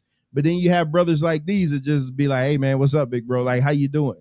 Oh, Mike says it in there. Oh no, take your time, Mike. No, you can listen in. Let your therapist listen in, because I'm pretty sure she's gonna have a issue with what's about to be said. But yeah, man, I think sometime when dudes just check up on you randomly just to see how things going, it says a lot about them. And I don't know these guys. I never met these guys before, but it is what it is. It's the brotherhood. My second episode of Pause and Reflect was talking about the brotherhood, the importance of brotherhood. So let me get this music video up. Oh, real quick. Yeah, go ahead. I just want to answer Maria G's post. Yeah, I really appreciate that, and I've fixed a lot of my issues. Although I do still have to fix my issues with stress and feeling like I don't want to fill up the room, if that makes sense. Like I put myself, I don't want to say put myself down. What's a better way of saying it? Like I try to make sure I'm not seen, in a sense, because that's how I was like. Uh-oh. I have came away, and Kev, you're Borgin. I do, but I really appreciate that, Maria G. He didn't hear me. He was Borgin some. Yeah, Mike, if you're in therapy, man, that's what's up, man. I'm a strong proponent of that. And again, man, y'all check out Pause and Reflect tomorrow morning at 6:30 a.m. The topic of that show is From Victim to Victor. Y'all make sure and check that out. So that's tomorrow at 6:30. Then I'll be back at it again Friday at 6:30. These are AM shows. So before we get into the main event, let me go ahead and play this video from the brother Ash. I think he just dropped it last week.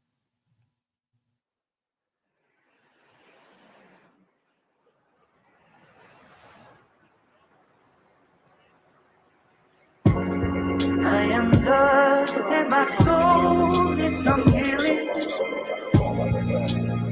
Will you show me the way? I'm down in the hole, can you hear me? Will you bless me with grace? Look, I'm from the side where we cursed in and outside. Been with and without pride, my soul downsized. I'm 16, already dead. No outline, just waiting on my murder like a bus from the south side. Parents tried to shelter me with church, got baptized with stones in my dinner. Praise blood covers that size. This guilt dripping from me like a soul glow ad. Lord, please take it from me for this ship I'm on capsize. In the sight of all these crackers as my fam cries, cause they finna call us criminals and scum. We just trying not to suffer. How the fuck is we the bad guys when they put us on their ships, made us slaves, send our people down in shame to their graves? In a world full of predators and prey, I'm just trying cause I heard Jesus saves. Just a humble nigga begging for your grace. I am dust and my soul needs some healing. Will you show me the way? I'm down in the hole, can you hear me? Will you bless me with grace? Like this. Your light is on me and it shows no tan line. I see difference. I've been really counting change. I'll be rich if I resort to spending half of what I gained, and that's dignity, knowledge of self, introspective, real value, actual wealth. No inflation, investments risk-free with this currency trade. Don't need a candle, truth will be the smoke when I pray. He made the meager me the mighty, 4X. If depth scripts the song, he saved my soul from the chorus. Now I gotta learn to see the trees just for the forest, cause now I see the strength to all these outside forces. Ain't no force that's against us, it's been to prosper and it's gorgeous. Ain't no gorge I can't leap, ain't no fort I can't beat down. Was me against the world, but I'm surrounded by your fleet now. The heart of man is fleeting, but you stood me on my feet. I'm undefeatable, I'm fortified from evil, that's a feat. Ask for grace and you ain't asked me for no feet. When I said and my soul needs some healing. Will you show me the way? I'm down in the hole, can you hear me? Will you bless me with grace? Will you bless me with grace? Will you bless me with grace? all praise to the Most High. Kwame Yashua.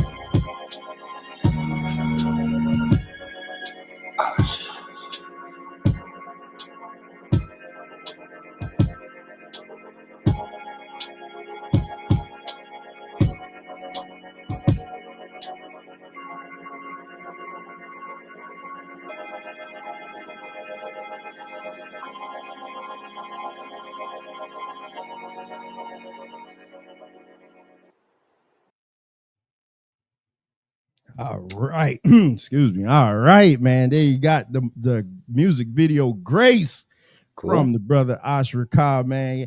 Hey, it is refreshing as hell to hear some conscious lyrics, man. My goodness, bro. Oh my goodness. A lot of man. talent on this panel.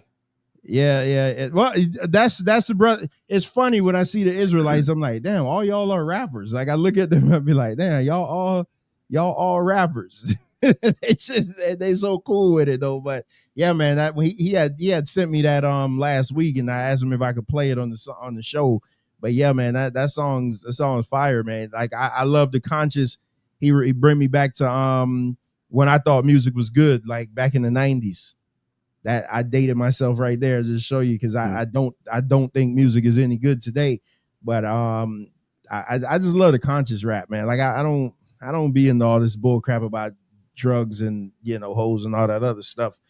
And then we wonder why everybody else talk bad about our community, because we're the ones doing it out in the forefront.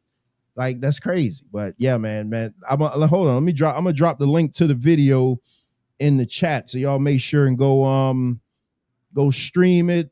That's the link to the video. Go ahead and stream it. Hit a like on it. We all 90s rap, man. I'm trying to tell you. Y'all go stream it, share it on your channel, share it on your socials. Let's blow this brother up, man. Because I know I think the project is in the works. If I'm not mistaken, the project's in the works. So we need to get it, let's get it out there, streamed out there. So I need to drop a feature. Huh? I need to drop a feature. You need to drop a feature. Hey, got me wanting to make a rap. Now, not for nothing. I've been writing a rap. I got a new. Just say I got somebody making me some new beats, because you in the studio. I got you. Yeah, worst kept secret. Y'all notice I don't play a lot of videos anymore. I got somebody making me all new beats right now because I'm changing up stuff. So if you want to know what happened behind the scenes, I'll tell you behind the scenes. I won't tell you here though. But nevertheless, let's get into the main event while we at it. Ricardo, you sent me this, man. So you want to come up? You could because Mike is tied up right now. So you want to come up? You could then the link is in the chat. Because it is your girl. When I saw it, I'm like, oh my goodness, this girl just won't go away. What time are you going till? 8 o'clock. 8, got you. Yeah, so we're almost done. Oh damn, wait a minute, 7:45. I just want to do this, and then we'll be you know what? So yeah, let's get to this. Let me I didn't realize it was 7:45. Went by quick, I know. Let me what am I doing here? Share screen. All right, let's go to the good old Twitter, and we're gonna go to Miss Joy Taylor. Oh my goodness, looking good. Let's hear what Joy Taylor has to say. Better? Of course not. No, not at all. Yeah, I don't either. I think there's also a massive attack on femininity. Like the idea is that the masculinity is actually what's being attacked, right? Like everything is watered down, everything is softened now. Everything is feminine. I actually think femininity is under control. I think that a big part of the reason why this is happening is because women got too close to power. All right, I got to stop it right there. That's absolute bullcrap. I don't think femininity is under attack. I don't think femininity has been under attack for a long time. Masculinity is under attack. Masculinity is under attack because you can't be a strong, straight brother in today's world without them saying something wrong with you, without them calling you a misogynist, without them telling you that you got mommy issues, that you got daddy issues. So femininity is absolutely not under attack. Kev, just let me know if you want me to stop it, because I got it's like 5 minutes long. Is she saying the same thing? No, she's saying femininity is under attack. Well, no, she's gonna get into a whole bunch of stuff. Okay, I kind of heard enough because I feel the same way. I don't think femininity is under attack.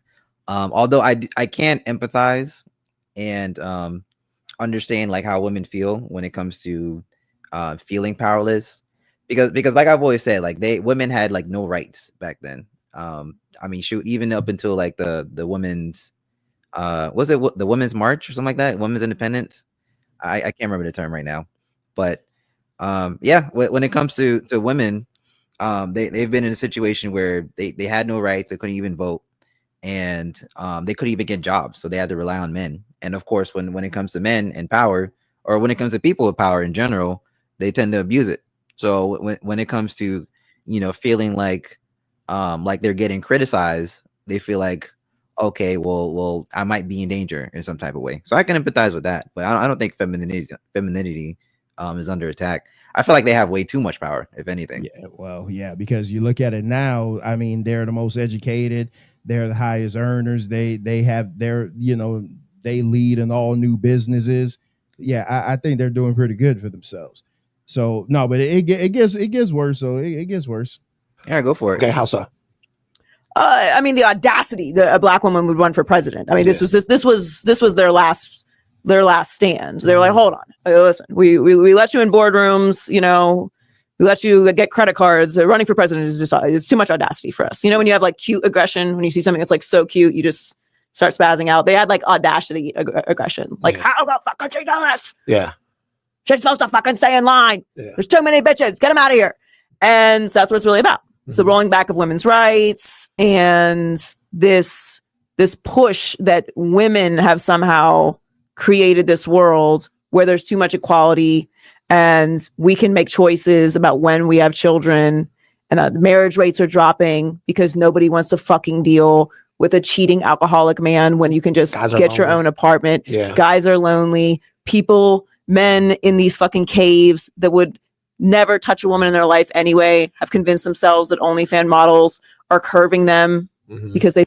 All right, because I don't want to get too far. Hey, Cap, the link is in the chat, man. I don't want to get too far because this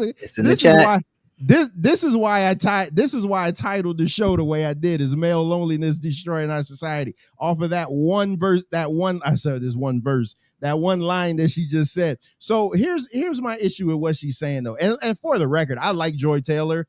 I follow Joy Taylor. Got her. That's Jason Taylor's sister, former Dolphin great. She got her start in local radio down here. So I followed her from the beginning, before she blew up. So I knew her when she was just doing wacky local radio. Now she's this. So the problem though, she always goes to the low-hanging fruit. They always talk about Kamala Harris. Kamala Harris is not a good example to use when you're trying to make an example of black women being held down, because one, Kamala Harris is East Indian, and two, Kamala Harris is a wealthy friggin' woman. She don't understand the plight of the sisters. I don't care what anybody says. She doesn't understand the plight of the regular woman. I don't care what anybody says. You could debate me on it all you want. What's up? Azara. Con. Hey, how y'all brothers doing? Oh, we living, man. All praises. Brown and beautiful. All praises to the Most High, man. Shout to the brother Trev and the brother Kev, man. Shout to both of y'all brothers. I'm gonna let you get back to playing the video because I've seen this video. I watched it earlier today. It's crazy that you bringing it up, but I watched it earlier today and I said to myself, this woman Joy Reid is insane. She's the perfect example of the modern woman, right? And how they are mentally and emotionally unstable, right? And they don't understand men.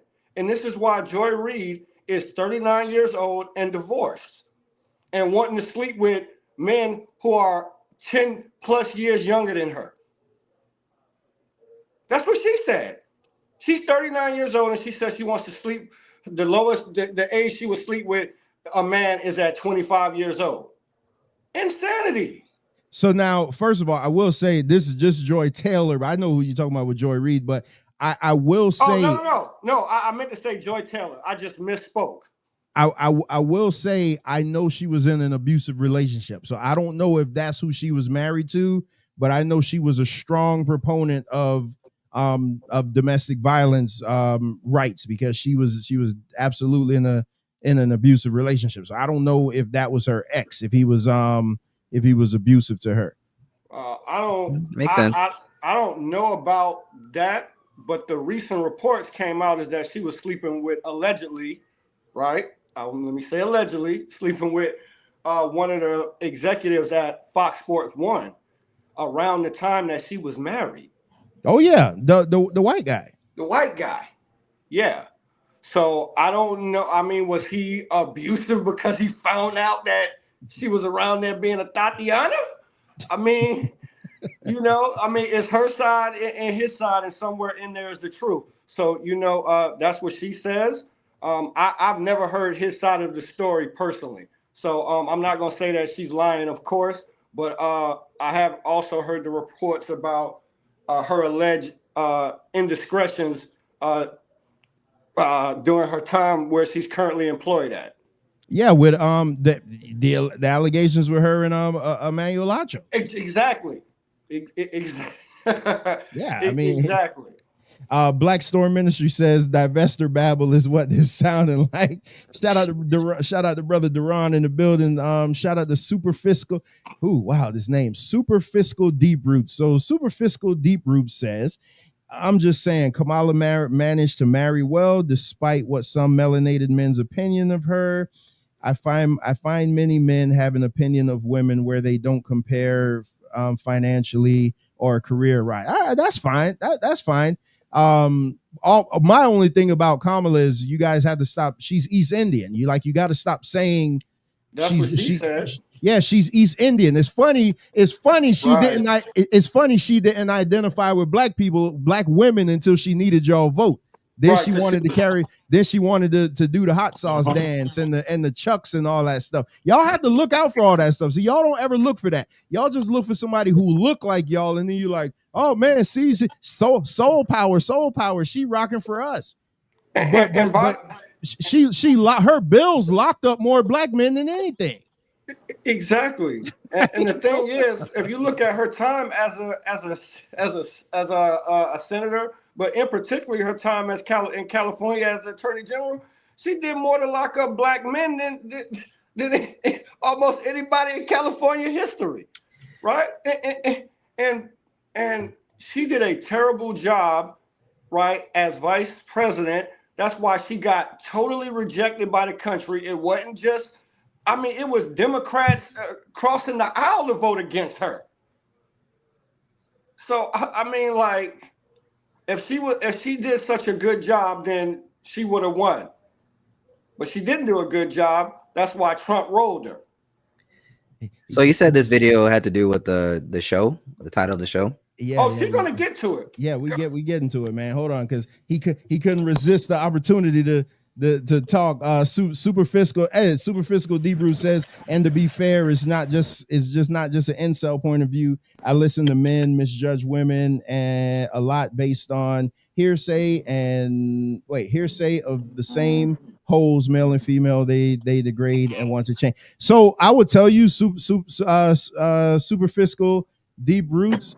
I am probably going to agree with you most of the time. I haven't heard the entirety of the video. I'm just stopping at A because I don't want them to try to mess with my channel, but B, I may want to do commentary on it in the meantime. But I think incel men are big issues, but we're gonna get to it. What's up, Mike? Ain't nothing, man. Just leaving therapy. My therapist thought she was gonna jump on the show, but I told her not this week. Oh man, what's wrong with you? Who's your therapist, Mia? No. I can't go to me. I've known me since I was a child. Nah. What the hell is wrong with you, man? You should have had her come on here. Nah, she's willing. She's willing. But I don't know if I'm not gonna lie to you. Y'all barely can handle me. I don't think you want to deal with her. Oh boy, here we go. Listen, hey, we only got 9 of these left, so if you can get her on, get her on. All right, let me finish. Let me play some more of this video.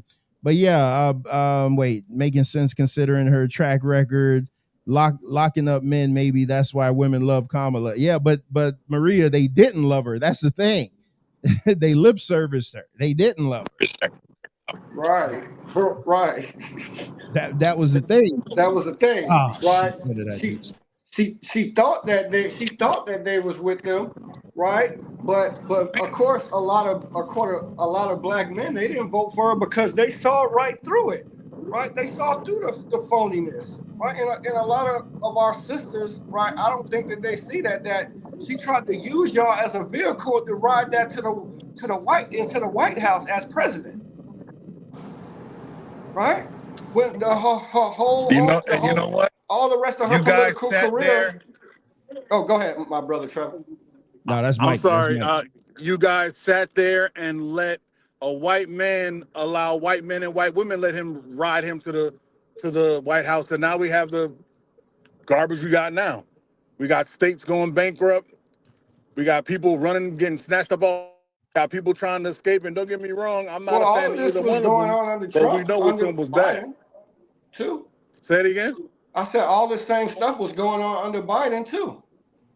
Man, ICE was not snatching people off the street under Biden. That's not true. ICE was still, yes, they were. ICE was still locking people up. No, they weren't. ICE were. Okay. They weren't. ICE no, wasn't ICE doing was their deporting job. people. There's Okay. see, and this is why it's hard to talk to people, because I say one thing and then you taking something else. ICE was doing their job. Were people getting deported? Yes. That's not what I said. I said snatching people off the streets, running up on people, grabbing them out of cars, busting their windows open like they're police, and snatching people out of cars and throwing them in basically internment camps. That's not the same thing as ICE doing their job. So people were still getting thrown in internment camps at the border. Maybe it wasn't as aggressive. Okay, I'll give you that point. That's all I said.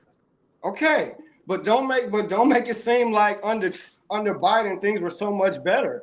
Sir, no, I mean, it not wasn't. only did I not There make was it still- seem like that, I didn't even say Biden's name until you said it. Okay, So stop trying to. That's fine. I said Trump and Kamala were both in the same boat. You guys only like to talk about Kamala. Trump? Hold on, but Kamala was in the last administration too. Kamala was a vice president. That's Okay, like saying that's all I'm saying. She was part of the last administration. That's like saying Trump's vice. Who was Trump's vice president again?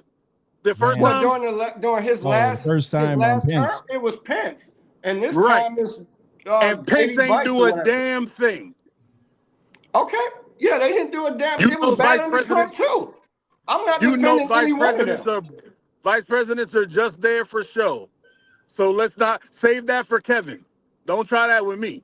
What are you talking about? Yeah, all right. Let's move this on. Hold on. What are you talking about? This, Say even what? though this, What do you mean say what? Even though this is Trevor? Tuesday, this isn't that this isn't TFP. So I don't know why. I don't even know why you coming with that energy. now, man. Cap. That's No, there's no. that's I'm not bringing Mike, Cap. vitriol. I'm just saying you're only going with one narrative. If you're not going to be equal, then I have to go to the other side.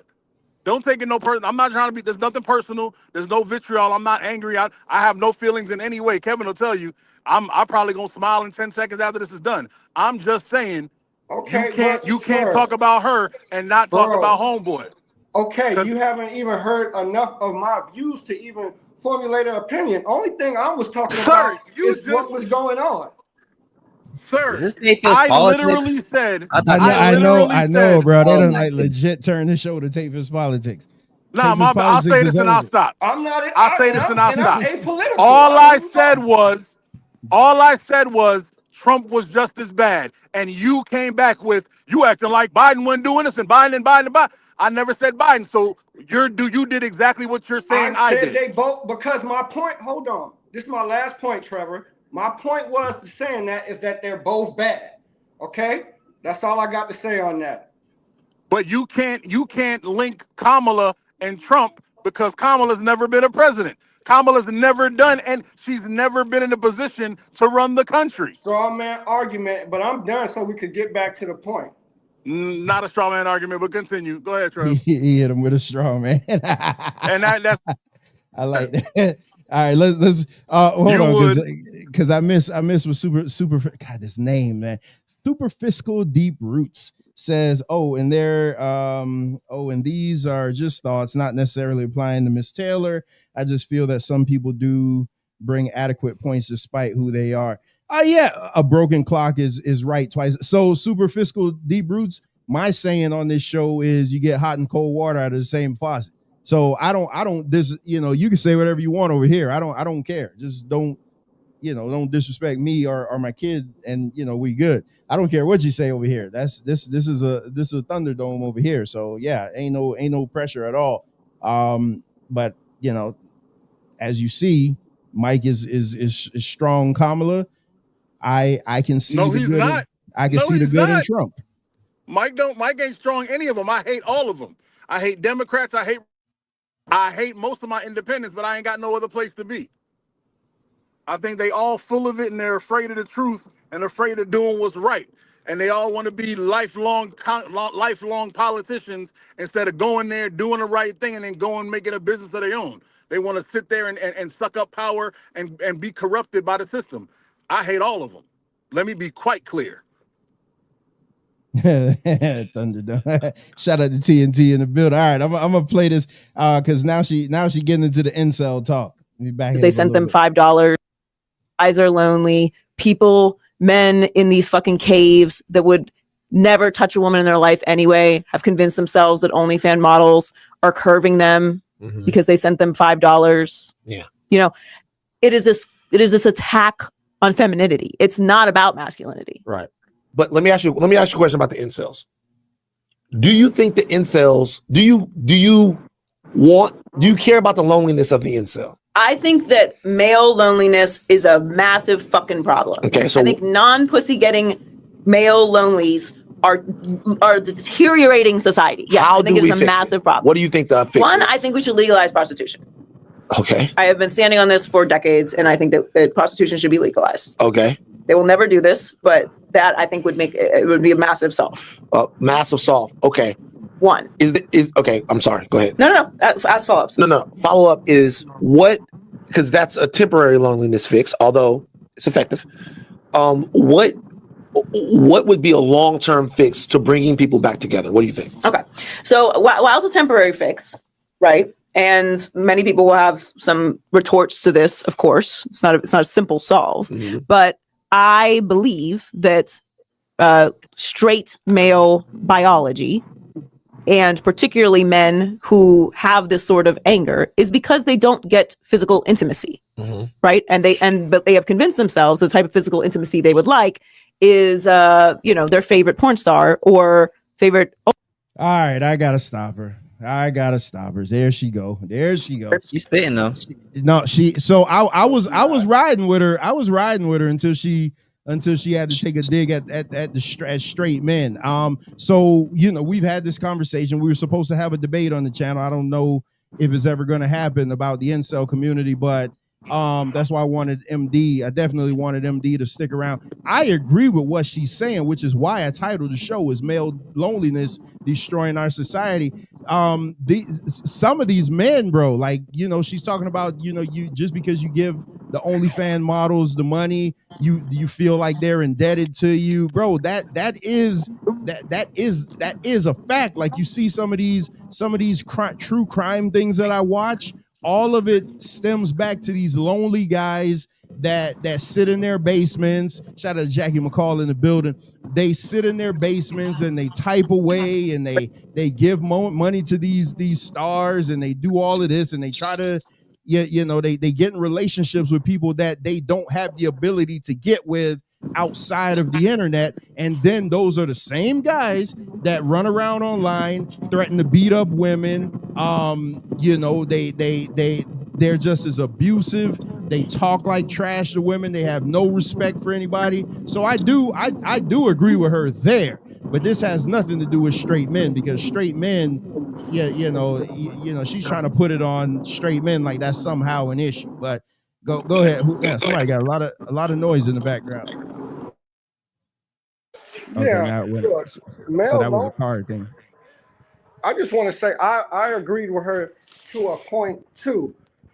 That male loneliness, yes, it's a problem.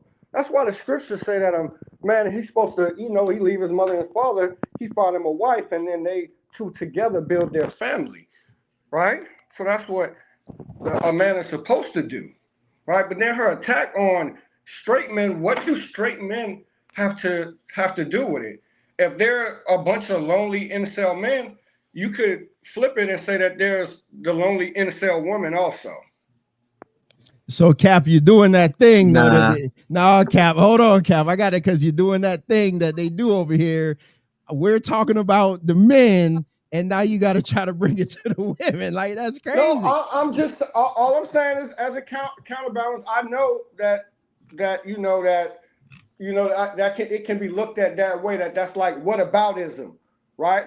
And that's not what I'm trying to do. But Joy Taylor, she brought in straight men when she didn't have to. If you're talking about incel men, just talk about incel men.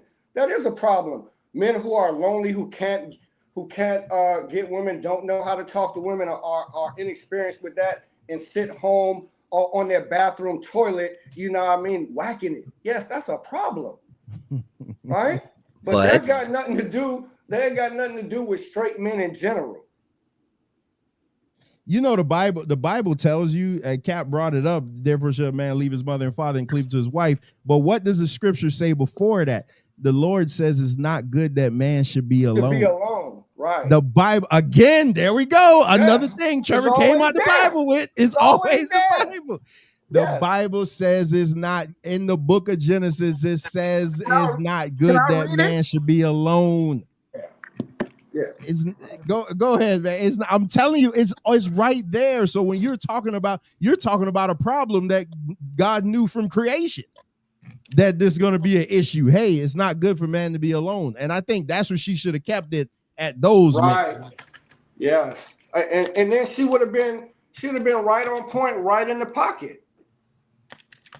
Go ahead, Mike. Because I Well, it's an issue for men too. Go ahead, Kev. Go ahead. I mean, yeah, you can categorize everybody in like one area and call them incels, but it's an issue with straight men too. Like I said, there's an issue with the food. So of course, men are not going to feel confident about their package because they can't get it up, right? We got pornography, or I'm sorry, cornography, that's growing ever more to where like you can sell yourself online and call it OnlyFans. And then we also have to consider how women feel, where they don't feel safe to walk around at night because they feel like they'll get attacked because of some single dude. Now you can say like she might be missing some points, but she has a point when it comes to how lonely people feel, because a lot of people don't come up to women like they used to. A lot of people don't tend to talk on the phone like they used to. They tend to go online or go on dating apps to try to meet women and try to avoid rejection, as opposed to like doing it in person, right? I mean, even we can even go to like the conversation we had, I think, on this podcast or the last one, where Mike was talking about like, oh, there's no good women out anymore. Well, I'm like, well, there's good women at the grocery stores. Are they not there? And he's like, nah. But for me, like when it I bet his story changed now. I'm sure it did. I look at his profile pic. But for me, like I see the positive, and the positive is, well, you can just change your habits. You don't have to sit around and go online on Facebook dating to meet a woman. You can go to the grocery store like I did, right? Where I was going to Thrifty. I was trying to get some banana water because I joined is delicious. And then I complimented a girl on her boots. And then I ended up meeting her at the cash register, and she started talking to me. Like I didn't talk to her. Like I was already over the interaction when I complimented her boots. And then she gave me her number. She volunteered. I didn't even ask her. Right. But for other people, they'll be like, oh, well, your genetics are better than mine. Well, that's not the case. I did a lot of practicing. I did a lot of interacting to where like I'm comfortable around women and they feel comfortable around me. But a lot of guys rather just sit at home and not do that, and then complain about how their lives are so bad. You know what I see a lot of the problem is too, is that currently, the way society is structured, yes, that one-on-one interaction, because of social media, people spend more time looking down on their phone than actually talking to each other. It's not like look at that comment on the screen. Look at that comment on the screen. To your point. Right, exactly. See that? Right? All praises. Because it's not back like when in my era, you know what I'm saying, in the 90s and the the early aughts, right? Where you could go up to a sister, you meet her at the mall or the 7-Eleven, you know what I mean, or your local bodega, and you be like, hey, what's up? How you doing? You look nice, blah, blah, blah, blah, blah, spit your little game and ask for a number, right? And there's a lot of factors why, both men and women are not comfortable conversing like that, So, a lot of times, the main number one problem, what I want to say is, and from my view, is that these men, right, just to take it back to the men, right, they don't have fathers to teach them these things, to teach them how to interact with the woman, the nature of the woman, right? To tell them you don't gotta, play a bunch of games like you did. Right? When you met that young lady, it's not about spitting a whole bunch of fake ass game and stuff like that. Excuse my language. It's about you just complimented the young lady on how she looked, and it led to where it led. Right? And that's part of the problem, is that you don't have those male archetypes, in the household anymore to teach young men about these things. and then they grow up not knowing, you know, how to interact with the woman, not dating in high school or in their early 20s. And then, yeah, they end up an incel at 30 years old typing on the internet at Joy Taylor. You know, I find it hilarious. I was going to say, get in there, Mike. I find it hilarious that you let Kevin base every single one of his examples on women, but you stopped the young man when he was talking about women, we talk about men. I find that funny. You're letting your little tag team partner get off on the rules. That's one. Number two, it is impossible to talk about why men are incels and not talk about women. It is impossible because men do not have the foundation they're not the foundation for relationships. That's not what men are. Men are the foundations for marriage. Men are not the foundations for relationships. Relationships come from women, and the women have changed. That is the problem. Now, don't get me wrong. Men messed it up. I believe men messed it up first when they started becoming promiscuous. When men started becoming whores, it messed it up because it gave women a blueprint for what they thought they could do too. And then women decided they wanted to be whores too. And promiscuity, you like to bring the Bible up? That's one of the tenets in the Bible. You're not supposed to be promiscuous. You're not supposed to be throwing the seed away. You're not supposed to be coveting others' wives. You're not supposed to be messing with no adultery, no what's the other one? Fornication. You're not supposed to be doing that. Why? Because you get to where we are now. This is where we are. Plus, you have you talk about incels, which is crazy. I don't even think incel should be a real thing, but fine, it's a term and we've accepted it. I can't fight against it. But all you're talking about is the leftover men. And this is why I tell other men they need to be careful about talking about polygamy and polygyny. Be careful, because if all the women choose up the top-notch guys, you're going to be the one left out. That's another one. On another point, prostitution being legal, I think that's a good idea now, but all it's really going to do is make a bunch of broken people. That's all it does. Just like corn does, it makes a bunch of broken people who are toxic or people who can no longer connect on a more than sexual level. It's going to make more of those people, because you're not going to make a man feel less lonely by giving him coochie once a month. And let's be clear, if coochie goes on sale, the price is going to skyrocket, because for men that know how to talk to women, coochie is very cheap now. It used to be you gotta whittle her down, you gotta take her on dates, you gotta do this. Now I just gotta look fly, and I gotta tell her what she want to hear, and I can get them draws. Like I got Tommy's Black Book. But if it goes on sale, it's gonna be, I promise you, it's gonna be a couple grand a jaw. It's gonna be expensive cooter. Why y'all laughing at me? I'm laughing at the GTD reference. I feel like I'm the only one that got that. Now, that's all right. I don't expect other people I don't expect anyone to understand me. Yeah, finish that, Mike, because I want to play the rest of the video, and then I gotta go to the Bible, because I what else do I do? Hold on. Let me finish this video. And for the record, like I said, I like Joy Taylor. I mean, because I watched her from the grassroots, so I kind of got a soft spot for her. I don't feel a way about her either way. OnlyFans girl, or this unattainable beauty on Instagram who is never, ever, ever, ever going to fuck you or meet you or talk to you ever. Mm-hmm. So they don't look for the physical intimacy that is around them. They don't go outside of their home. They don't go down to the local library. They don't go to their local bar. They don't go join a social group in order to meet people, because they feel that this fucking beautiful 10 whatever is going to walk through their fucking front door and suck their dick, and that's never going to happen. Mm-hmm. But they sit there scrolling like hey in the DMs, and they believe then that the women are not responding to them because of feminism. Wait a minute. So are you telling me that when the pizza guy shows up to the door, yeah, I don't suck his dick, actually? I mean, that's not real. That doesn't happen. No.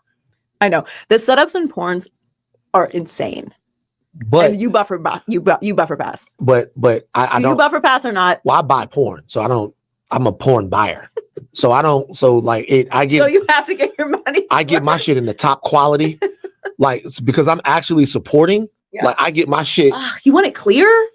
Yeah, I don't want to fucking y'all. So I don't understand how y'all niggas want fucking spyware on y'all computers and all of that stuff like that. It's a lot. I watched the BTS. I watched behind the scenes. I want to Watch know. the I do like behind interviews. the scenes. Yeah. I like Interviews are behind such a the waste scenes of time. pictures. I hate an interview porn. You're just sitting there and it's like flash, flash, flash, and it's back to her talking. No. What's the point? No. I want to know. All right. All right, hold on, because it seems like they talking about porn. I don't They want about to to talk have about fun. that. Let me go So first. Yeah, they was just having fun. go ahead, because I gotta Let say me go. something about this one thing I that she forgot said. one thing. Makeup. That is what's making men lonely. I forgot the evil devil that is makeup. Because Witchcraft. makeup has these Well, make us low-level heifers. witchcraft. What? No, I just said all I said was makeup is witchcraft. I was just echoing what the brother said. Factory. Makeup has these low-level women thinking that they're dimes and acting like they're dimes, and they're part of the reason why these males are lonely, because threes used to hook up with threes and go live their three life. Fours hook up with Yeah. fours, go live their four life. If you was like me and you had a little swag to you, you had a little game from the mouth, you might move up 1 or 2 levels, maybe 3 Yeah, if I got some money.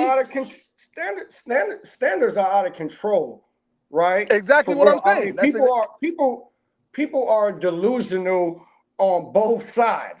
You know what I mean? That's for sure, right? Now, see, Because the reason I don't say both sides is because men can, if a man thinks he looks better than he does, the world will show him that he doesn't. You can well, I'm walk not around talking cocky about. as you want to. I wasn't particularly speaking about men being delusional about their looks. Some men are delusional about other things that have them jacked up in the dating scene, right? Right, but the world Women will are check you. definitely delusional about their looks in these modern times. That's true. Yeah, the world will check you if you're a man. That's why the Godfather was the man. The world will check you. If you're a man and you're delusional about anything, you're delusional about your looks, you're delusional about your money, you're delusional about your swag, the world will check you, because women will laugh at you and walk on to somebody else. But in the world that we live in, because men will do, a lot of men will do anything to get some draws. They will tap the girl who's out of her mind for fun and then just leave her when she gets too crazy. And Well, she's what led still to left let thinking. me ask you this, bro. What do you think led to the woman's standards and her reality being warped about her beauty? That exactly it. Because guys who were above, this sounds crazy, guys who she would consider out of her range will still give her penis because they want to hit something. And when she starts getting that level of guy, she thinks that's where she's raped. She And thinks that's that, why like, marriage is at an all-time low. I agree, 100%. If these chicks can get paid $1,000 and get around Chris Brown and convince them to give him some, now she thinks she Chris Brown level. Yeah, Now she I thinks just she wanted up to there. say, I just want to say this, double back. Like Joy Taylor was talking a lot of junk about these incels and porn. But the thing is, by the time you get to the point where she's talking about because they won't go outside and it's too late for all that, right? Exactly. At the point they at. So the thing is, things have to. The norms, some things need to change in the norms in society, right? And then some things need to change in the family situation too, right? So Cap, wait a minute. What if she would have led with that though? Because you don't disagree with what she's saying. No, she's made some valid points, but she should, right. If she would have led, right, with the truth about the incels and that alone, and also not just try to tie in all random, you know what I'm saying, heterosexual men, she would have landed her plane and then she could have talked her crap. She wouldn't have worked with me because she's talking about symptoms. She's not talking about the problem. She's talking Well, about the offspring. I don't think that was her angle in general. I don't think she understands what the problem is. And that's my point. That's why I could not respect what she's talking about. That's like a chick coming out here talking about, look at all these people with rashes. You got to make sure you keep them out the sun because they got rashes. I'm like, everybody got chicken pox, stupid. Yeah, but What she are you has the talking about? ability, right? She has the ability to go on that platform and spit her views, about it. You know what I'm saying? Without even offering an adequate solution. And the funny part is, The reason she could do it is because of incels. Because the world is so happy to look at pretty women on television that she got bumped up. Because I guarantee you there's ugly girls who better at that job. No, Mike, right. He went right where I was about to go. He said, he said it. He said it. Ah, damn it. He said the thing. He said it because look at her. Like literally, she could talk like that because of how she looked. Yeah, she's beautiful. She's beautiful. Yo, and she's she has a popular. Ain't she the She has a popular of a professional podcast. player too? Yeah, What? She has a popular her brother was in podcast the not because NFL, I she's think. great. No, her brother retired. Yeah, she has a popular podcast not because it's good, because it's her and the other great-looking woman from sports. Her and Taylor Rooks. That's it. People look because they fine. They ain't saying nothing prolific. They just look good. Just like the sexy yellow bone news lady. I don't give a damn what she's going to eat. I just want to watch her walk in the build. Watch her walk in the door. Turn around real quick. Mike, wouldn't that validate her point though? But the incel men, like they all they just attached to her online just because of that. Hey, and I want to. I'm saying the issue is this was created and now you're living by it. So if incel men stopped existing, her life would crumble. So I don't want to hear you complain. That's like me getting mad at women giving oral. I'll be like, oh my God, too many oral people out here. Chicks just give it. No, you'll never hear me complain. Hey, No. well, I'm gonna tell you this. I'm gonna tell you what I think about Jory real quick. I think she's mad and she's been kind of spazzing out here lately because she know her time at FS1 is about up. I'm telling they about to slowly move her on out the door. And I mean that's just to not even be funny. But I do want to say this to defend the scriptures. The scriptures give us a guide on as men and women on how to be balanced, right? And how to conduct yourself with propriety, right? And integrity, right? So no, we don't go around committing adultery. And according to the Bible, adultery is sleeping with another man's wife. So no, you're not supposed to do that, right? I'm not gonna go to if I was to so happen to meet the bro Trevor and go to his house, he invite me over to his house, I bring my wife and be lusting after his wife. That's insanity. I agree. Right? We're not supposed to do that. And the scriptures tell Cap, you not to do that. Do you guys teach sex is marriage? Yes, we teach that the act of sex is what binds y'all together, and that is the marriage, right? But this was what consummates the marriage. The sex is, right? Because in the Israelite tradition, in the scriptures, what would happen is that you would court the woman that's being betrothed to her, right? And then by tradition, y'all would have, which was the custom, y'all would come together for like, not like, it's not a wedding, what you would like, cause like the reception after the wedding, right?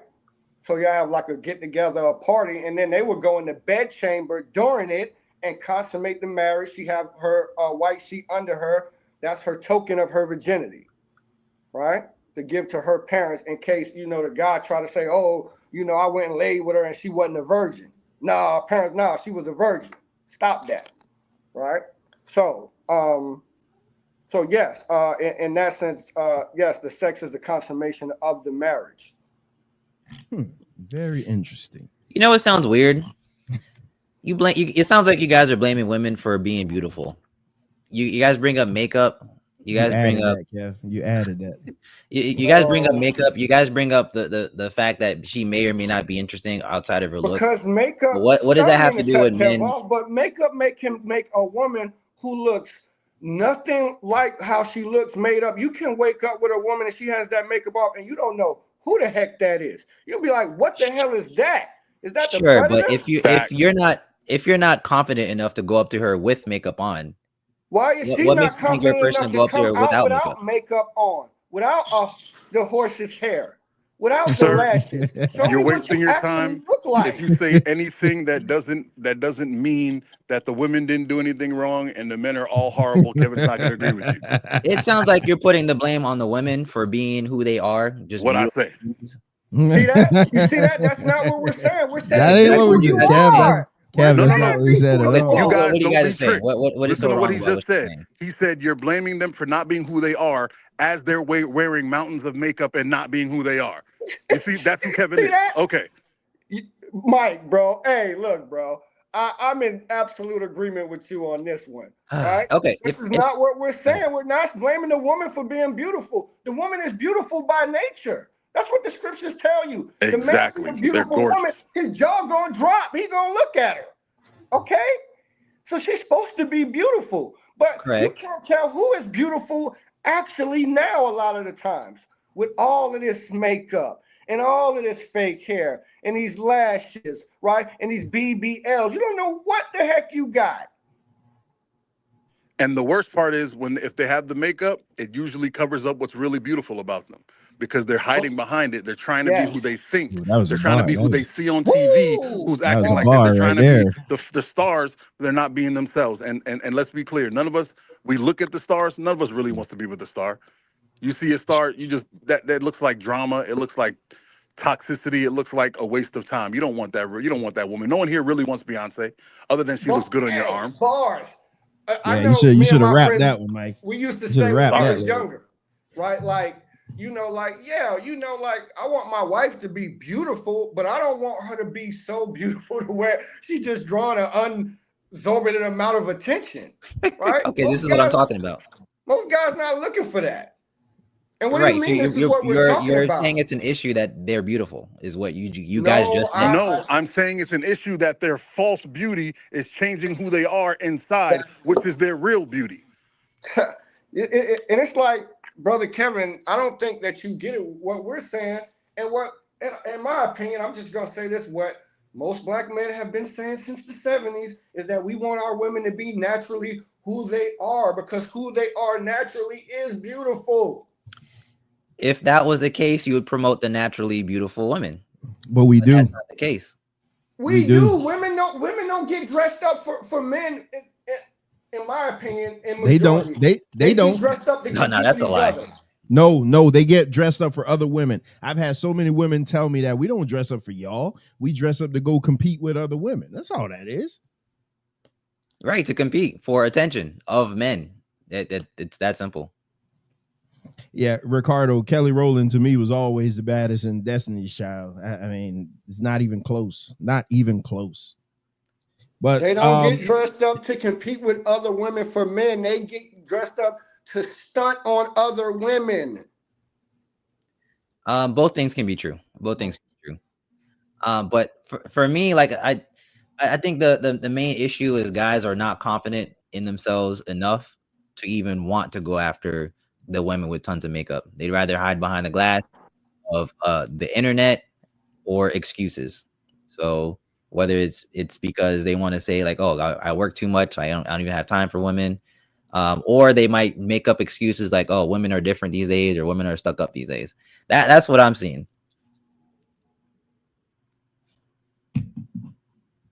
Wow. Hey, Wow. To want a woman to actually be who she actually is, to see who she actually is a problem. You don't want the woman to be who she is because she puts on makeup to cover up who she actually is, what she actually looks like. That is insanity. No. With or without makeup, you should be able to have confidence enough to go after a woman regardless. Okay, that's fine. And all we're saying is that we want to actually see what the woman actually looks like, right? Because who wants to go after a woman who looks like a 10, right, with all that makeup on, and then when you finally see her without the makeup, she's a 3. You got soul of lemon. Okay, I mean you can say that, but I want to see the action. You can say that. I want to see you tell your girl. Kevin, I don't want you wearing any of that stuff. I want you to stay natural all the time, and that's not what we're seeing on social media. I would like to thank this brother. Thank you for existing, sir. Thank you. He's exactly, Mike. Look, you proving our point because it's an actual. You're proving my point. Because you're saying that is not true. If you meet a woman at the club one night and she has full makeup on and you thought she looked better than Kelly Rowland, right? And then you go for whatever reason. Maybe she invites you to come over her house. You get there a little bit early, and she ain't made up, and you see her without her makeup, and she don't look nothing like that. You gonna still be like, oh yeah, well I'm gonna take this out. I've done that before. I've done that before, and I knew exactly who she was, right? And she cheated on me. Which is, hey, oh my God! Listen, I knew what I was getting myself into. I'm just honest enough to be upfront about it. Wrestling too, but Kev, man, hey Trev, brother Trev, hey, this brother needs some true male alpha. Thank you, thank you. I ain't trying to be funny, bro, but you sounded like a beta male, my bro. Whoa. You sounded like a woman. You know, you sounded like a woman worshiper, right? You sound like a woman worshiper. Like you just supposed to take, like the black man is just supposed to take everybody's crap. Just take her crap when she lied to you, right? Take her crap when she cheat on you.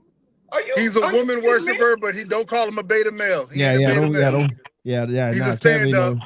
Yeah, Kev's solid. I'll recant that since the brother spoke up for you. I'll recant that. I was saying he sounded like that. But as far as like being a woman worshiper, that's what you're on the verge of, in my opinion. Yeah, he still holds them on a pedestal. And I don't know why, but I let that go in middle school when I realized the girl I was holding on the pedestal was drooling over the dude in Jodeci. She was drooling over Devontae. Oh. They all love man. So I let that go, and I became the man that was like, I'm going for mine, and it's worked out for me so far. I love you, Kev, but you on your own on this foolishness, bro. You be wild out. Yeah, man. Hey, look, I've heard you make some real good takes, my brother Kevin, man. But yeah, on this one, I can't really rock with you in any type of way, right? It's not the man's job, you know, to make the woman, you know, do what she's supposed to do. As far as like in the social setting, as far as, you know, how y'all interact together, right? And again, back to the point, a lot of times the women don't even get dressed up for the men out there. They get dressed up to compete with other women. And if the byproduct is they get attention from men, then they're okay with it. That's the point. That's how both things are actually true. If that was the case, we wouldn't be rewarding these women with attention on social media. We wouldn't be rewarding them with trips, vacations, gifts, and children. That's what I'm saying. It's not that complicated. There's still a lot of simps out here. There's still a lot of simps out here who will do these things, but that doesn't make the behavior right just because it's rewarded. Does it? That's exactly what I've been trying to get through to him. There's a lot of men out there who do anything they can to try to get some draws. Hey, all the incels you talk about, if the incel wins the lottery, he becomes the guy you're talking about. He just got money. He a lane with money. That's what they do. And some people might call him a high-value man then. Insane. Hey, be a high-value lame. Black Storm Ministries. Exactly. That used to be my doctrine. The black woman was God. That used to be my doctrine a couple years ago. I was victim of that doctrine. Hey, hey, look, Trev, I'm gonna go ahead and slide on you, man. But I appreciate you allowing me up here, man. Everybody, make sure y'all like, share, and subscribe to the channel, man. Hey, shout to the brother Mike, shout to the brother Kevin, man. I appreciate y'all coming through, and it's all love, man. Peace and blessings, kings. Hey, love, bro. I like the video. I'm about to shoot a video myself. No, he's not the one that did the video. I thought that was him in the video. No, it was brother Osh.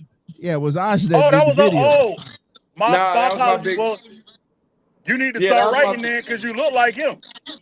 Hey, that's my big homie, and I'm actually he's working on his project, and I'm gonna be cultivating a project myself. You know what I'm saying? Not for rappers, but I do want to bring some dope rappers, man, who want to spit some quality stuff together, man. So, hey, Mike, man. Hey, let me get a feature. Mike. Let me get a feature. Hey, I'm putting together the compilation project, man, and I probably have over 300 beats in my email from when I used to deal Hey, Cap, in the Mike, underground. Mike, nice with it, man. Mike, nice with it. I'm telling you. Hey, well, hey, His Thank you, sir. points don't always be good, but he nice with them lyrics. Hey, My well, points hey, are fantastic. that can all be angled out. You know what I mean? Concepts are a good structure. You know what I'm saying? When you're trying to get a specific point across. So, hey, brother, hey, big bro Trev, if you could you put me in? You could put me and the brother Mike in touch. You know what I mean? And I definitely love to hear some of your material, bro. All right, I'll give him your number. Appreciate you. Hey, y'all brothers, y'all have a blessed night. All right, peace. You as well. Be safe. Oh man, well, damn, we went over. Damn, we still went over 2 hours. It's all good. Oh, Kev, I was rocking with you the entire show until you always find a way to do it. I don't know what y'all talking about. I'm the truth.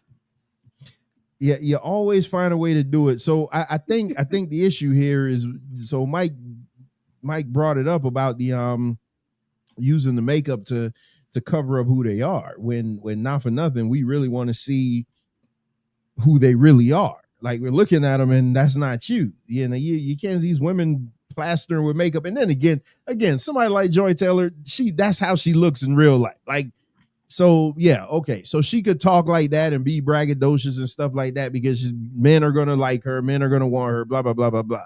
That's fine. So she could talk like that. But then the other women, not so much. So that's my issue with that. But anyway, man, we gotta get out of here. Because before, I wanna leave off with this scripture. So go ahead and give your close out, Kev. Guys, whatever you listen on this podcast, just know I'm correct in everything I say. Hey, we was cooking in the beginning. Like we was cooking big time in the beginning. Hey, as soon as Big Dog Mike show up, Kev I don't know what happens to him. You ain't had the pressure of Mike over you, and you was just rocking and flowing, and just the minute you saw Mike picture pop up, he was like, oh dang, he just fumbling and bumbling like bloop, bloop, bloop, bloop, bloop, bloop. Bruh. Every time Mike come on the podcast, he gets confused by what I say, and then next thing you know, you got to make a whole narrative. Fake news. But anyways, anyone that knows me knows I ain't never confused. Even when I don't know the right answer, I'm right, because I could have been wrong, but I was right. And he really does seem like that. Yeah, but all right, man, we got to do a show about food, definitely. Yeah, like I said, tonight was supposed to be that until I saw this Joy Taylor thing on Twitter, and I'm like, oh, this will be fun. I really wanted Wayne to be here. I really thought Wayne was going to be here because he responded to the message of me saying we got to move it to tonight. So, you know. Yeah, bro. I got a lot of food knowledge I want to drop, but we'll definitely we could probably do that next week unless something big, the following week unless something big come up. But it was a good thing to see MD pop up. MD said he'd been real busy with a new gig, so congratulations to that. Nice. But yeah, man, Mike, go and give your close out, man, because this scripture burning a hole in me right now. All right, before Kevin leaves, hey Kev, since we didn't do it on this show, you and I need to talk about that show on Netflix forever, because I need somebody to argue with about it. I need to watch that. I heard about that one. I hate every single person. There's only 2 characters on the show I don't hate. I hate everybody else, but who I hate the most is the black girl. Oh, is that what you put on Facebook, that you only like Keisha or something like that? I said I hate Keisha. I didn't know what you were talking about. I was about to comment and said everybody do it like an everybody hates Chris reference, but I didn't want to be like super wrong. I thought that's what you was talking about. Anybody that messaged me, I went in they messages and I told them how I felt. That chick is toxic. Oh my God. My wife watched it. She was supposed to watch it with me, but she went ahead and watched it. So I guess we're gonna watch it this week, and I wanna check it out. Well, my girl is catching up because I need someone to argue with. I'm dead serious. I ended up arguing with my mom and my stepdad. That's how bad it was. So we need to do that, Kev. That need to be on us on Friday. That doesn't surprise me. I got to watch that, definitely. Got to. It's a great show. So if anyone hasn't seen it, Forever on Netflix, it's a great show. They already got a second season greenlit. It's great to see black people on TV, and it's great to see a dark-skinned black women looking delicious. It is wonderful to see that. They all dark and they all lovely, just like the cream. It's wonderful, like the hair stuff. But I hope everybody getting their mental health together. You see, I'm in therapy. I'm trying to get myself right. I want to be the best version of myself for my lady. So she's as happy as I am, as happy with me as I am with her. I wish everyone the best. I'm gonna bring the best I can, the best version of me for these last 8 shows. Nine. We got to go one above everybody else. 9. Okay, last 9 shows. I'm gonna be the best version of myself. So expect it. I'm gonna try to be more clear and concise, and I'm trying not to yell. Like I didn't yell today. Even at the thought of a little bit of drama, I squashed it as soon as possible, and I defended Kev. Look at that. I was on my stuff today. I was on me today. I'm on me. So love to everybody. Peace to you all. I don't know if anybody out there is religious or on the fence, but I think every religion has something good in it. If you can't commit to it, take the good out of it and live a better life, because they're all based on some sort of morals. And that's what this world is missing. We're missing morals. We're missing treating each other right. We're missing living a life that is not about ourselves first all the time. And if you think not thinking about yourself all the time, if you think thinking about yourself all the time is the right way to go, then that's part of the problem. Be a better person, but you need to have boundaries and learn to protect yourself. Simple and plain. Love, redeem, and like Hillary used to say, relax, relate, release. I'ma holler at y'all. All right, Mike. Oh man. Hey, that's you see what's funny though? Mike spent the majority of this shirt. We was 61 shows in, and that's just what we counted. Being the guy that would bash women and always, oh, they ain't no good women, they ain't no good woman. Now he found a good woman, and now he want to get his mind right. You see what it is? So I'm telling you, man, a good woman. See, that's not true. I didn't say there were no good women. I always said that we went to school with a good woman. I ain't gonna say her name, and I said Dr. Mia was a good woman, and then I learned that Moon is a wonderful woman and a unicorn. It's just the women out there, they're hiding their goodness with makeup and with arrogance. That's the problem, because they're not supposed to be these promiscuous sycophants, but us men, we're not supposed to be these promiscuous guys who's going around trying to smash every chick we see. That's the problem. We're not supposed to. And they say men are supposed to lead, so it has to be on us to stop this lusting for every single chick, stop this lusting for every drop of vagina you could get, and start going back to looking for quality women. Start going back to trying to find what's actually good about a woman instead of how she look in that dress. And that's why women ain't supposed to be wearing them thotty outfits all the time, because that's all the men see. And I'm not trying to victim blame. I know that's what women gonna go to. It ain't about victim blaming. It's about making visual creatures see something different. If you know men are visual creatures, then you have to give them the visual that you want them to see. Because if all a man sees is, oh man, her breasts are popping out the top of her turtleneck, shout to Dave Chappelle, then that's all a man's gonna judge it on. You need a man to see your worth. And your worth is not in your areolas. Your worth is not in how fast your booty cheeks can shake. Your worth is not in how much your booty looks soft. Your worth is not in every Instagram post you showing your butt cheeks. That's not your worth. And if that's what you think your worth is, that's how they're going to treat you. Be better and you'll do better. Period, point blank. I'm going to shut up. I wish you all the best. Let Bible Verse Man get his joints off. Holla at the world. All right, Mike. Yeah, that was I couldn't say it better. It's the some of the most beautiful women in the world are those Arab women that be covered from head to toe, and all you can see is their eyes. And then when you see them, you're like, oh crap, it's crazy, because I mean that's what they do. But all right, let me close this out in this scripture. This is weird, Man Talk Monday being closed out in the scripture, but let's go to the scripture because Cap brought it up earlier. I thought he was going to go to it, but I'm going to go to it, where we talk about a lot of men are the way they are because they don't have anybody to teach them. So let's go to the Bible. Let's see what the Bible says about that. Let's go to the book of Titus, second chapter, verse 2.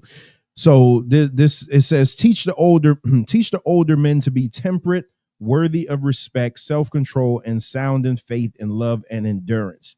Likewise, teach the older women to be reverent and in the way they live, not to be slanderers or addicted to too much wine, but teach what is good. Then they can urge younger women to love their husbands and children. Look at that. So once the older women learn the way of righteousness, then they could teach the younger women. That's why the Bible tells the women to keep silent in the church. Kelly, you keep silent in the church. Don't be preaching in the church. But what you can do is teach the younger women. Teach the younger women. That's who you're supposed to be teaching. They could urge the younger women to love their husbands and children, to be self-control, pure, to be busy at home, to be kind, to be subject to their husbands, so that no one will malign the word of God. You hear this, Bible? You see what I'm saying? Stop being so quick to try to lead and run everything, and teach the younger women. Teach the younger women, because once you get everything in order, then the world will be better. The world will be better when the homes are better. The homes can't be better because nobody knows how to do anything. Nobody knows how to be a husband. Nobody knows how to be a wife. Then the kids are all out of whack because nobody has any type of leadership. Similarly, encourage the young men to be self-controlled. See, we're not leaving the young men out of this. Similarly, encourage the young men to be self-controlled. In everything, set them an example by doing what is good. Listen, you got to set the example for the younger men. If an example was set for the younger men, then we wouldn't have the video that we played in the beginning of the show where the young 5-year-old boy is hollering out gang terms and smoking people. Nobody was there to set an example for him. If your teaching shows integrity, seriousness, and soundness of speech that cannot be condemned, so that those who oppose you may be ashamed because they have nothing bad to say about you. You see what happens when you teach a man to be righteous? Now nobody could come against you. They're ashamed because they can't find any fault in you. They can't say nothing bad about you. Again.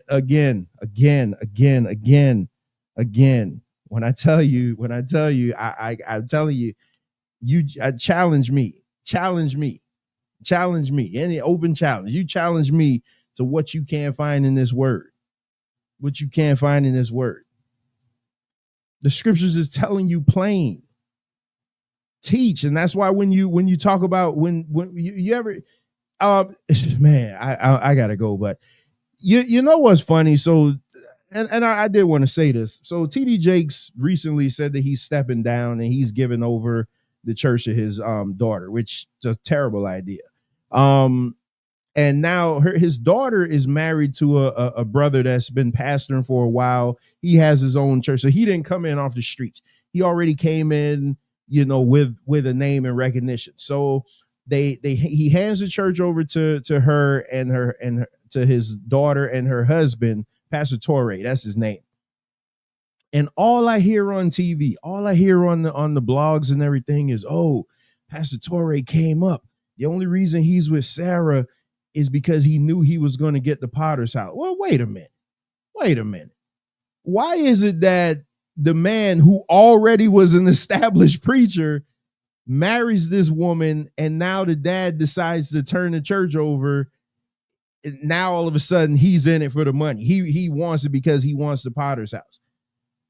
Again, had a standard been set there, because first of all, Sarah Jakes shouldn't be nobody's pastor. I mean, let's just call it what it is. Because the first good sermon, the first good sermon she preached will be the only good sermon she preached. Because all she does, she's a motivational speaker just like the rest of them. They just want you to feel good. They don't preach no sound doctrine. Not one of them. None of them. It's all emotion based. It's all emotion based to get you to feel good. There's no repentance in their message. Nothing they preach points you to the cross. Nothing. So first of all, let's just get that straight. She shouldn't even be a pastor. But the fact that people are vilifying her husband, saying, oh, he's only with her because he wanted part of the Potter's house. Like, why is it that? Like, that's crazy. That's what you guys think for a guy that was already established.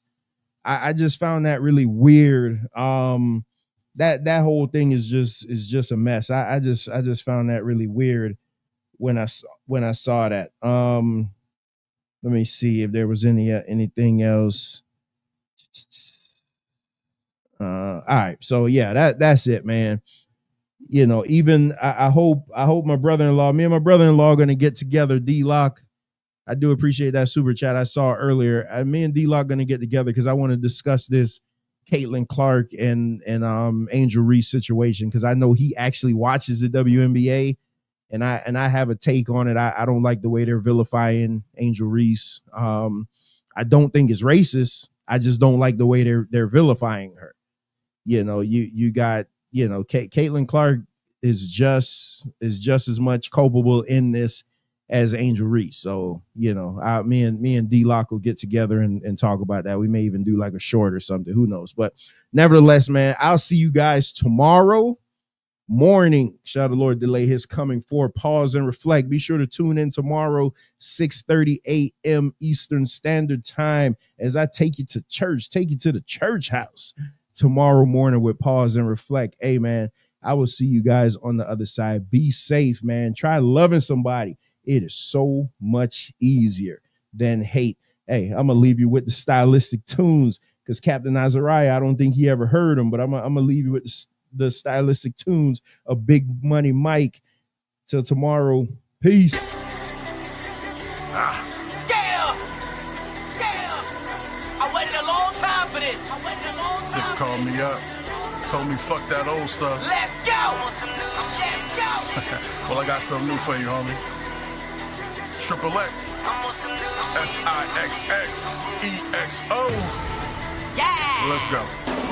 Old hoes got new tricks, old folks hate my new whips, old chill spots got upgraded, F vodka and Netflix, old J's for these new fits, old Blaze backwoods piff, old bills that I got them faded, now the pots and checks ripped. My old homies was reckless, whipping in the bando, couple white girls jiggling topless, rock mixed with thoughtness, rock life recognized, far from a thug but I got mine, and an 18-month-old with my initials giving me the 9 to pop mine, and it's registered, so I sit next to your body while you shot crime, card in my hand on my head, tell them, oh yeah, I shot mine, stop lying, that confession, that shit was so cold. Another nigga beef that was watched last week, man, that shit was so cold. Yeah, let's go. Get to the money while you sleep, yeah. I'm on some new shit. Hard work pays off. Bitch, your boy about to take off, and I ain't coming back down. Yeah. I ain't coming back down. Triple X, baby. We finally here. Dedication, motivation, that's just part of the game. I can't explain all of the things that really made me insane. I put my soul in these rhymes to take my mind off the pain. Nobody helped when I failed, nobody gave me a thing. I made my way through the darkness, now I'm as bright as a flame. Thought I wanted some fame, but all I wanted was change. Now everybody can see me, now they screaming my name. Man, I done came long ways, and I'm just glad that I came. And now I'm shitting on these niggas, and I'm just doing my thing. It ain't shit they can do, but you sit and complain. Bitch, I'm fly as a plane. Boy, you simple and plain. Bitch, I'm running the game, and you ain't running the thing. Nigga. Yeah. Getting to the money while you sleep, yeah. I'm on some new shit. Hard work pays off. Bitch, your boy about to take off, and I ain't coming back down. And I ain't coming back down.